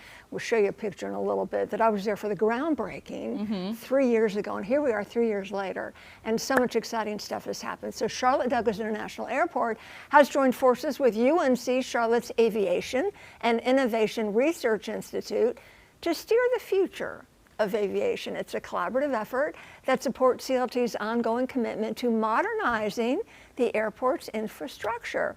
Now, what you will see as you look out over the airfield is the groundwork of a new program that enhances safety and airport operations. So like I said, it's only one of its kind in the nation. It's bringing advanced modeling and real-time data to our new runway under construction. It's an instrumentation and digital twin program that marks one of CLT's most significant capital projects. So why is this so significant, May? What all is in this concrete and dirt? Okay, so it involves embedding technology directly into the runway that's going to provide valuable data and insights. This is going to inspire the future of airfield design nationwide. It's also an opportunity for students at UNC to get hands-on training and learning. So what is it? In a nutshell, there are pavement sensors being installed within the runway that will provide real-time data and insights into pavement performance and maintenance needs. So the approximately $6.5 million digital twin project is funded through a mix of grants. It's pretty cool concrete. That's what Yeah, I it's love pretty that. cool concrete. I love it. So how Yes. far along are we? When are we expected to be done with the project? Okay, 2027. Okay. So I know it's been like 3 years. So current work includes putting concrete down, installation of erosion and sediment control measures, and drainage structures. They're putting electrical systems installed along the runway. And the project involves the renumbering of the existing runway. It's going to be a 10,000-foot runway, 150 feet wide, but the renumbering of the runways. So we have 1-8 left, 1-8 center, 1-8 right, other way around, 3-6 left, 3-6 center, 3-6 right. We're getting a new runway. You're losing me already, and we're renumbering them. What do you think the numbers mean? So when you drive out on the runway, pull out on the runway, you're going to see the big number, 1-8C. I've seen it on a sign before, sticking out of the ground. Okay, okay. But I just assume you do like 1, 2, 3, 4. Like, what's the 1-8, whatever? So that means we are headed in the direction of 180. So when you line up on that runway, you're going to see 1-8 center, left or right. It's going to be 1-9er now. When you see that number, it means you're headed in the direction of 190. That's the magnetic heading of the runway. Now, what's really cool is every 10 years or so, the magnetic field of the Earth shifts ever so slightly. So that number now, it's really like 183, is going to shift to 1-9er. So we're renumbering the runways, 1-9er left, right. We're going to still have a 1-8, 3-6. So if I'm on runway 1-8, my compass is going to say 180. If I'm the other way, taking off on runway 36, I'm headed north. That's the exact opposite It's on a compass. I mean, yeah. 180-degree difference. So do airports have to renumber their runways even if they don't rebuild a new runway, if it's been enough time? If it's been enough time, like 10 years. 10, 20 years or so. Let's say they don't have any more runways, they still might have to The public renumber. wouldn't know this. No. But if you're in the aviation world and a pilot and a Right. navigator, these are important things to know. Right. Wow. So like 1-8 means 180. Yeah. And on an instrument approach, really it's 182. Just something the public doesn't really know, but it's interesting. No, it is, and I heard you say 9er in there, which unfortunately, with the help of UNC Charlotte helping with the pavement, that it's not a 49er, you know. Oh, there you go. Like that would be a little extra Look cool, at but that. you can't beg for things. Pretty Let's just cool. be grateful for really cool technology and concrete coming to our Yes. way next year, hopefully. And so I was there 3 years ago with Mac, one of our photojournalists, Yeah. for the groundbreaking ceremony. And it was just so exciting. There's a picture of it right Yeah. there. Oh, it was so cool. exciting. And that was 3 years ago in June. So 2027, next fall, the runway will be open and commissioned, and I can't wait. And I'm sure you will be out there. That's right. We're going to plop you out there, ready to go on one niner. All right. Thanks, Mike. There's your next fun fact to annoy right. your airplane seat neighbor with. 9:20 is our time. I just want to bring in our favorite meteorologist, Ted Phaeton here, who is tracking some of the showers coming in our way. Hey, Ted. Yeah, hey, the heaviest rain this morning is to our south now. We had to put up with some of the storms early on. Maybe your morning commute got impacted. As I jump the gun a little bit here, let's put the clock into motion for the last hour, see how things have developed, and take you down the street level in terms of where the heaviest rain is set up as of right now. We started our morning dry, and now as we come towards the last hour of the show, our mountain counties are already drying out, while Hickory, I-40 corridor getting a little bit of relief from the lingering showers. And there's the heaviest rain now south of Chester, heading into Lancaster. I expect us to continue to dry out as the day continues, giving us more of the partly cloudy skies second half of the day. So we have more of the dry air heading in our direction, but another round of moisture will come through as this low pressure system develops over Texas. That's going to be the culprit behind your Wednesday impacts that will bring more of the moisture and the storm activity through the deep south. So putting the clock into motion, I'm looking at dry conditions this afternoon, anywhere from our mid-70s to low 70s around the Queen City. Overnight lows dropping into the 60s before the showers and storms come back heading into your Wednesday morning. I'm thinking by 7 a.m., crosses that I-77 corridor, pushes east by your late morning hours with pop-up storms impacting the afternoon. We have a marginal risk for severe weather, which is level 1 out of 5, giving us the potential for the damaging winds. Can't rule out an isolated tornado, but I'm more concerned of some of the downpours, and anywhere from an inch to an inch and a quarter. That could give us some of the pooling and ponding in the low-lying areas heading into your Wednesday afternoon.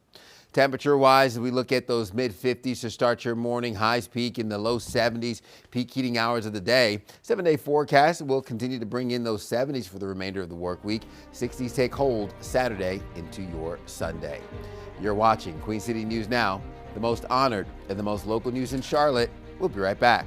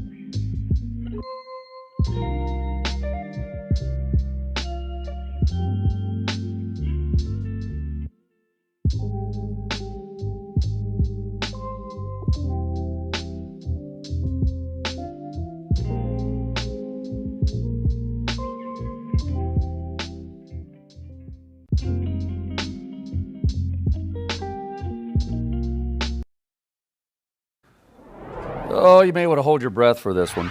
If you haven't seen this, you might have smelled it. UNC Charlotte's Botanical Gardens is once again showing off their successful corpse flower. This is the first bloom for this 10-year-old Titan Arum, and it is named Smelvis. Thank you very much. You might remember other corpse flowers that have bloomed at these gardens, including Cadavera, Cadavera, and Stinkerbell. The flowers get their names because, here we go, because of the rancid smell that they give off while blooming, which many people describe as rotting flesh. Oh. Because why would you know what that smells like?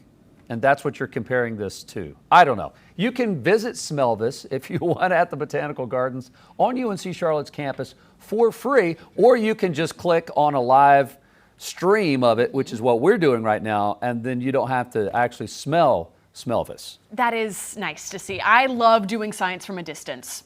Yeah. Mm-hmm.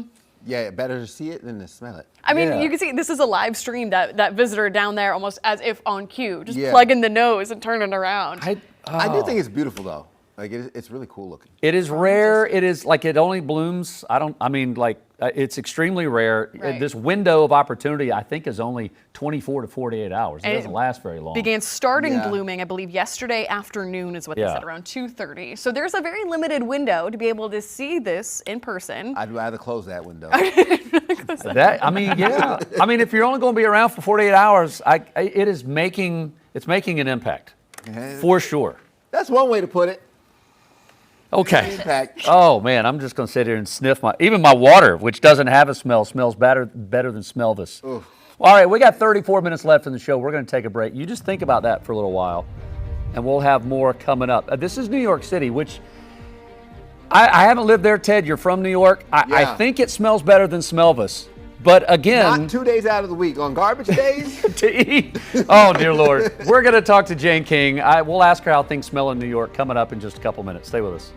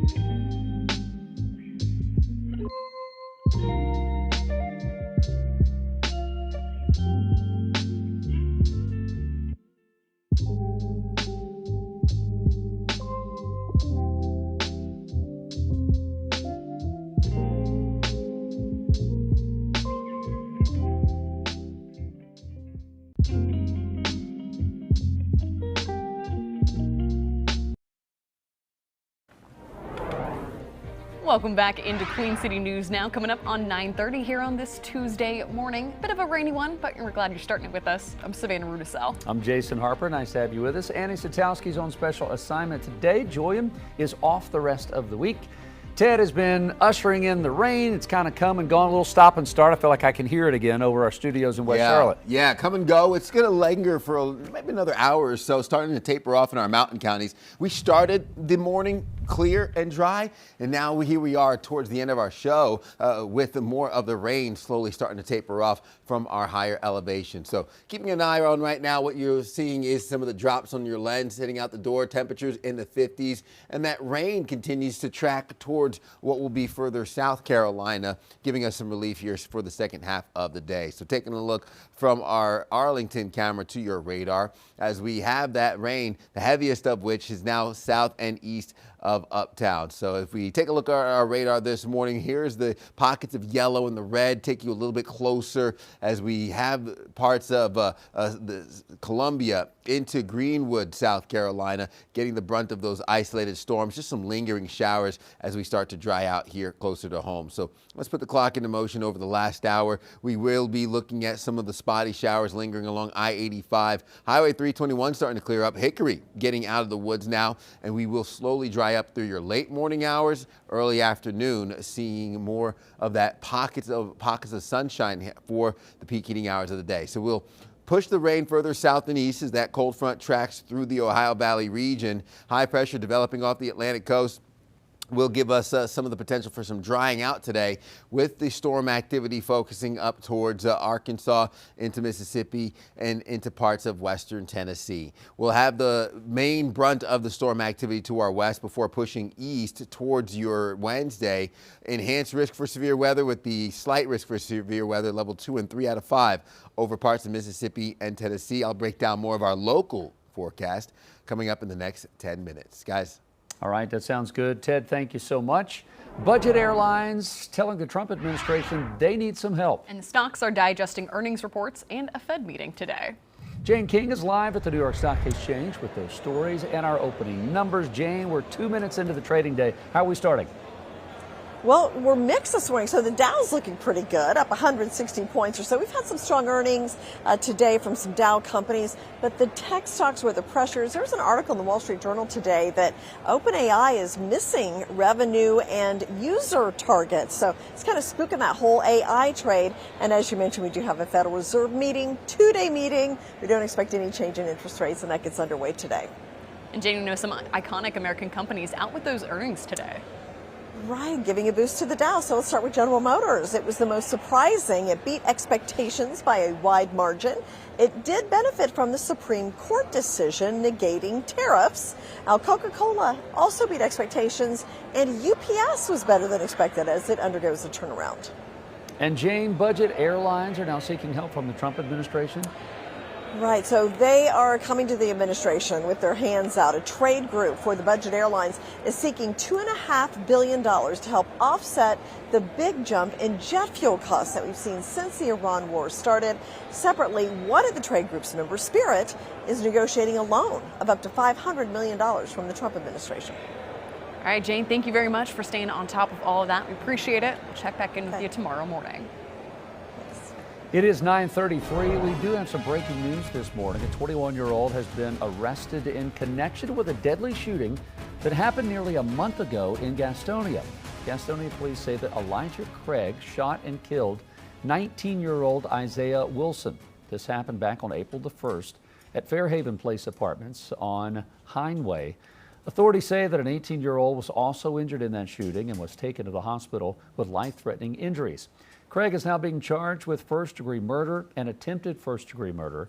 He's also facing charges for motor vehicle larceny out of Mecklenburg County.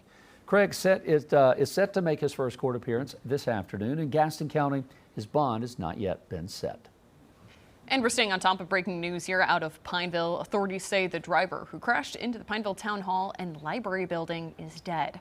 Pineville police say this happened around 9:45 last night when the driver lost control after speeding over a railroad crossing. The collision caused some heavy damage to the side of the building. Officials pronounced the driver dead on the scene. The driver has not yet been identified. We'll share any new details just as soon as we learn more. New video showing a driver busting into the driving range at the University City Topgolf location. Look at this video. Can you imagine standing there driving and a car's down below? Police say this happened early Sunday morning, shortly after midnight. The video shows the driver just roaming around the range from one end to the other. No suspects are listed in the police report, but the driver now faces charges for property damage and threats against employees. A Topgolf spokesperson says they're grateful that no one was hurt and the nets have been temporarily fixed. The suspected shooter at the White House Correspondents' Dinner is facing a charge of attempted assassination of President Trump. Cole Allen appeared before a Washington judge yesterday afternoon. Investigators say Allen sent an email to family members railing against Trump policies and calling himself a, quote, friendly federal assassin. White House aides blame Democrats for inspiring attacks like Saturday's. Those who constantly falsely label and slander the president as a fascist, as a threat to democracy, and compare him to Hitler to score political points are fueling this kind of violence. Administration officials and Republican lawmakers say the attack highlights the need for Congress to fully fund the Homeland Security Department, which includes the Secret Service. A historic moment in Washington as King Charles is set to address a joint session of Congress later today. The King and Queen Camilla are here in the U.S. for the first visit by a British monarch in nearly 2 decades. This comes amid strained relationships between the U.S. and U.K. and heightened security checks following an assassination attempt in Washington during the White House Correspondents' Dinner. News Nation's Washington correspondent Margaret Chadbourne has more on this. King Charles and Queen Camilla are in the U.S. to mark the 250th anniversary of American independence, a week full of pageantry and diplomacy as the White House rolls out the red carpet for the royal couple at a critical time for the two countries' long-standing alliance. King Charles and Queen Camilla touching down at Joint Base Andrews Monday, kicking off a 4-day state visit. The royal couple greeted by President Trump and the First Lady at the White House, followed by a private tea in the Green Room, then a garden party at the British Embassy, a precursor to Tuesday night's state dinner. First Lady Melania Trump has led all of the preparation for the state visit. A high-profile visit aimed at reinforcing ties, with the most consequential event later today, the King's address to a joint session of Congress, only the second British monarch to do so. Of course, the King's mother spoke here. It's a visit that's really welcome, and we have a very special relationship. The King is expected to reaffirm shared values between the two allies despite recent strains, mainly the war in Iran, which has driven a rift between President Trump and the British government. U.S. tariffs on the UK, the president's threat to take over Greenland, and his criticism of NATO have further complicated the alliance. It's not unusual that these sorts of visits happen in the moment of international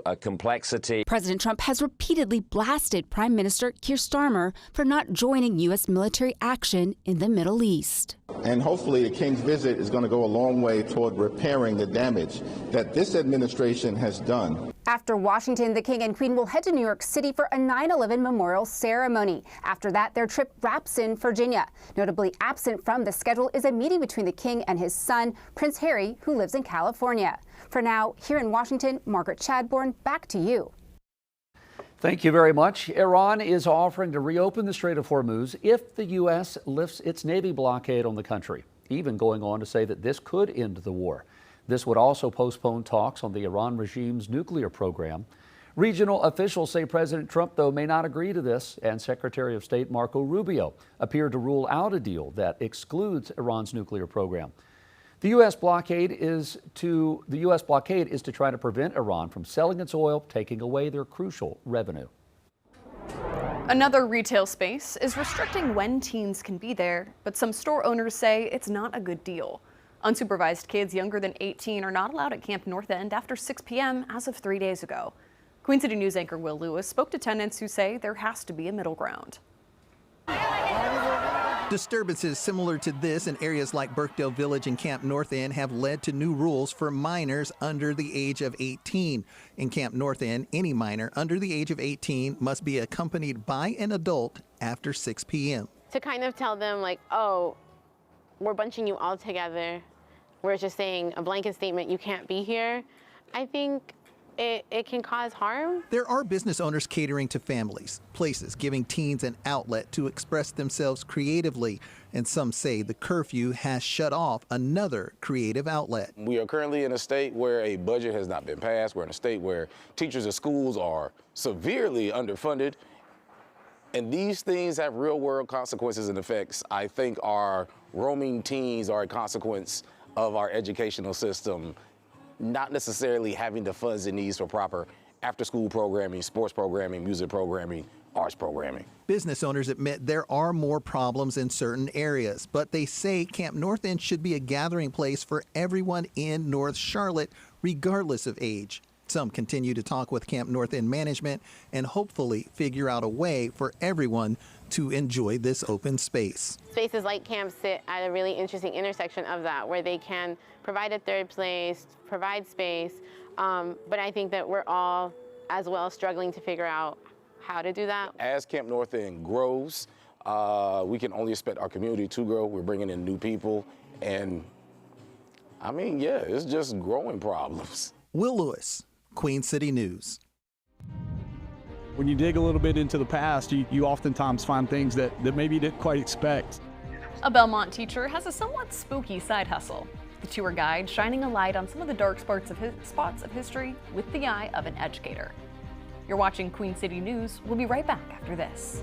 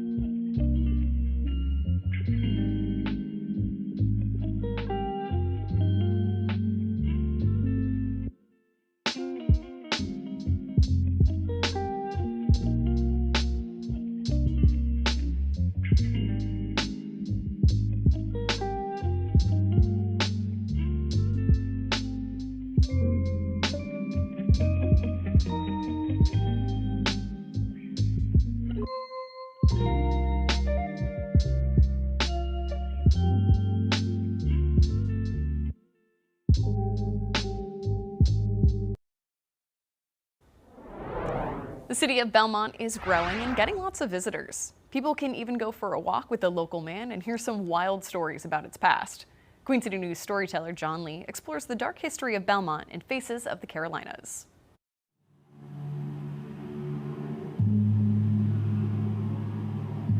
Outside Primal Brewery in Belmont. Hey guys, how's it going? Things are about to turn. Yeah, glad to, mate. I'm glad it worked out. Yeah, we just have a little kind of basic liability waiver, like trip and fall. More like a trip down memory lane with sharp and ominous turns. Sorry, couldn't help myself. Every small town kind of has its secrets. I love learning about ghosts and history and the grisly parts of the history. I think that Belmont does still kind of have that small town charm. You guys are going to hear stories of true crime, local history. The best way I can say it, I guess, is unfortunate incidents. And yeah. Step right up. Longtime resident Jamie Monk goes beyond the postcard image of the city with Dark Belmont walking tours.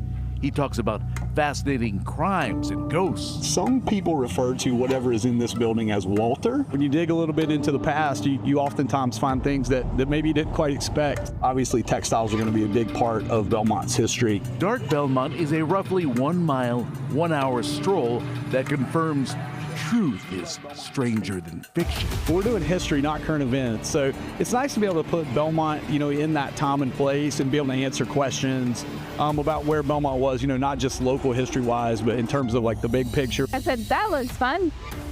We like gift swaps and like spooky stories. Revenge is a dish that's best served cold. He spills the tea about a bloody encounter between two Climax Mill co-workers on Halloween night, 1975. Dusty Biggers picked up an axe.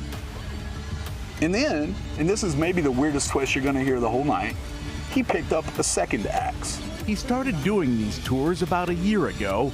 Jamie's a history teacher at Highland School of Technology in Gastonia. I have a passion for telling stories, which I think most history teachers do. And that makes perfect sense considering he sheds light on some of the most horrific headlines in Belmont history. A young man dies horrible death, and he did. I love learning about the dark side of Belmont. I think if you tell the stories the right way and you sort of find like the human side of things, that's what people really relate to. On the tour, his hometown is his classroom.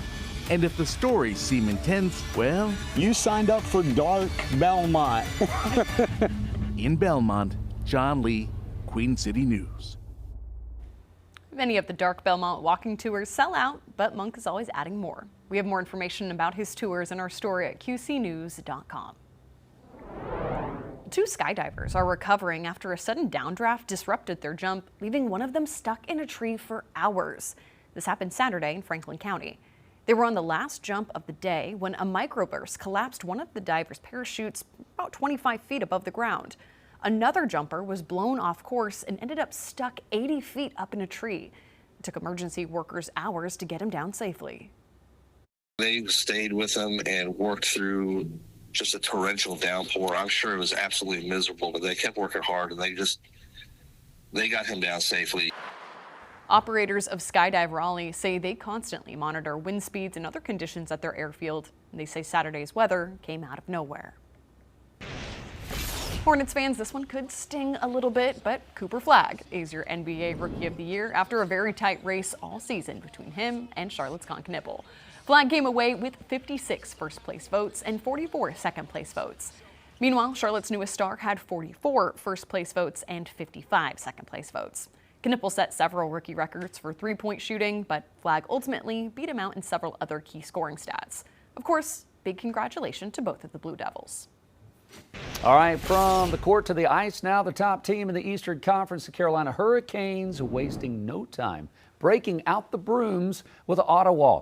Now the team is getting ready for the second round of the playoffs, with play only heating up. 2 of the past 3 seasons, Carolina has seen its postseason run end at the hands of the Florida Panthers. The good news, the Cats are not playing in this year's playoffs, leaving the door wide open for the Hurricanes to get over the hump and back into their first Stanley Cup final since the year they won it back in '06. Brind'Amour, the coach, was asked for the biggest difference that he sees since last year's playoff exit, and as it stands now, he's still searching to find out. Well, we'll see. We'll see. I mean, it's, we're I guess you'll have to answer that hopefully later. But I do know that experience matters. You could just feel it. All that was going on in this game that easily could have went sideways for us. To be able to we've been through all this before. Like, it's happened before, and there was zero panic, and I chalked that up to we've been down this road before. This is not their first rodeo. The Hurricanes will face off against the Philadelphia Flyers, or Pittsburgh Penguins, depending on the outcome of their round 1 series. And I don't think I don't think it's coincidence, Savannah, that next week is National Hurricane Preparedness Week. I'm just saying the country better be on the lookout They better do for some the Canes. work when it comes to being prepared for the They Canes. ain't ready. That's why they got to prepare, because they ain't ready. That's it. They're not ready for the storm that's coming. Exactly. Hopefully you're ready for the rain this morning. We have some of that still lingering around as you head out and about over the uptown, heading into the South Carolina counties. Lancaster still dealing with some of the moderate rainfall here. Let's go ahead and put that last hour into motion. Feel like they're putting the music on, and kind of like at the Oscars when they're playing me off. All right, if I'm done. I'm done. I'm just playing. Let's get you a little closer to see where the rain is as of right now. Rock Hill into Monroe. We have some pockets of heavy rain heading towards Camden, Hartsville, Rockingham. You're going to be seeing some of the showers here sticking around a little bit longer. I think we'll dry out heading into the afternoon. As of right now, high pressure off of the North Carolina coast. The rain will taper off with another round of wet weather coming into play on Wednesday. Walking you through it, we dry out this afternoon, even getting some peaks of sunshine before partly cloudy skies settle in overnight. There's the rain for your Wednesday morning. Coming in with the heavy rain, some isolated thunderstorms as well embedded in that. And then we get the pockets of storms on the back end with that cold front approaching Wednesday evening. Anywhere from 1 inch to 1.25 inches with our severe risk level 1 out of 5 heading into Wednesday. That's the marginal risk for severe weather, with the main threat being the damaging winds that come along with it. I'm looking at 1 inch along the I-40 corridor, maybe 1.25 inches for Charlotte, 3/4 inch for Boone, but looking at some of the accumulating rainfall around uptown along that I-85 corridor and east of I-77 heading into Wednesday morning. Our temperatures start off in the mid-50s. We're going to slowly ramp up, holding on to some stagnant temperatures as of right now. But once the rain tapers off, we'll get some peaks of sunshine. Helps us get into the low 70s, peak heating hours of the day, upper 60s, Boone and Jefferson, with lows tonight dipping into what will be the upper 50s, low 60s, low to mid 50s for our higher elevations. 7-day forecast shows 70s for the remainder of the work week. Rain chances come back Friday heading into your Saturday. We'll hold on to a cooler weekend. 60s move in heading into Saturday and Sunday, mid 70s, and dry conditions return, kicking off early next week. You're watching Queen City News Now, the most honored and the most local news in Charlotte. We'll be right back.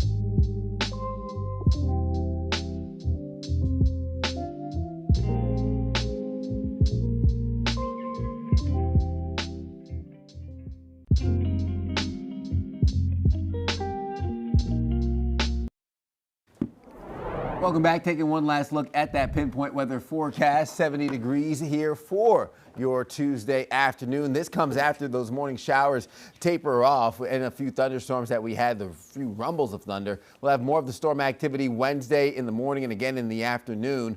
Could be heavy at times, but upper 70s with that warm front pushing north. And then we'll have those 60s settle in heading into your weekend, Saturday and Sunday. Mid to upper 60s on tap. Mid 70s return Monday of next week to kick off the work week. So we'll be watching that closely as the week continues. We needed this rainfall. There, come on, let's go. Get in here. Come on. Come on. Let's go. Is he a deputy or a shepherd? Or maybe he's a sheputy. I don't know. In Indiana, a deputy was recently dispatched to an animal in the roadway call where he managed to round up dozens of loose livestock. Everything you see there, he rounded up. In the video, which features goats, chickens, ducks, turkeys, and a cat, the deputy can be heard commanding the animals to get back in a pen, and they all oblige. That's the impressive part. No animals. I mean, they all, listen, they got some respect, right? He wasn't told to get inside. They were told to get inside. Get. That's Go how on and that's get. how it was effective. If someone told me in that manner, I would go happily ahead march and in. fall on in. I just got it. Mhm. I'll go. You never know what you train for. Never know, You know, exactly. when you do things. Well, coming up here after our show, we've got a Positively Charlotte episode with just more laughs, more insight than you could possibly handle here. We've got We need it. Liza and Alicia with a little bit of a tease of what we can expect today. Good morning, ladies. Good morning. Okay, you guys know we like to do the hard-hitting news on Positively Charlotte. Oh, yeah, so you we've do. got a little game. I see. We want you guys to play along at home. You just have to guess the celebrity eyes. What That's else we right. got? And then also, we've got the Titanic exhibition that's docking here in Charlotte. So these are, you know, life-size recreations. They have over 200 different artifacts. And so it's really, really cool. But we're talking about, you know, kind of the history and the way that you can really walk through a makeshift version of the Titanic. Hold on, you said life-size artifacts. Yeah. Do they have the door so we can confirm if Jack would have fit on the door? Ooh, that's the hard-hitting question. That's the question. I heard like the staircase is going to be there, like all that kind of good All stuff. that. We're going to find that out today. We'll let you know. Okay, we got to find out about the door, Ted. You're right. All right, if you want to find out about that, get some good laughs in, that's coming up with Liza and Alicia. We're out of time. Try to stay dry if you can. Enjoy the rain. Take a deep breath. Enjoy your Tuesday. We'll see you back here tomorrow at 4.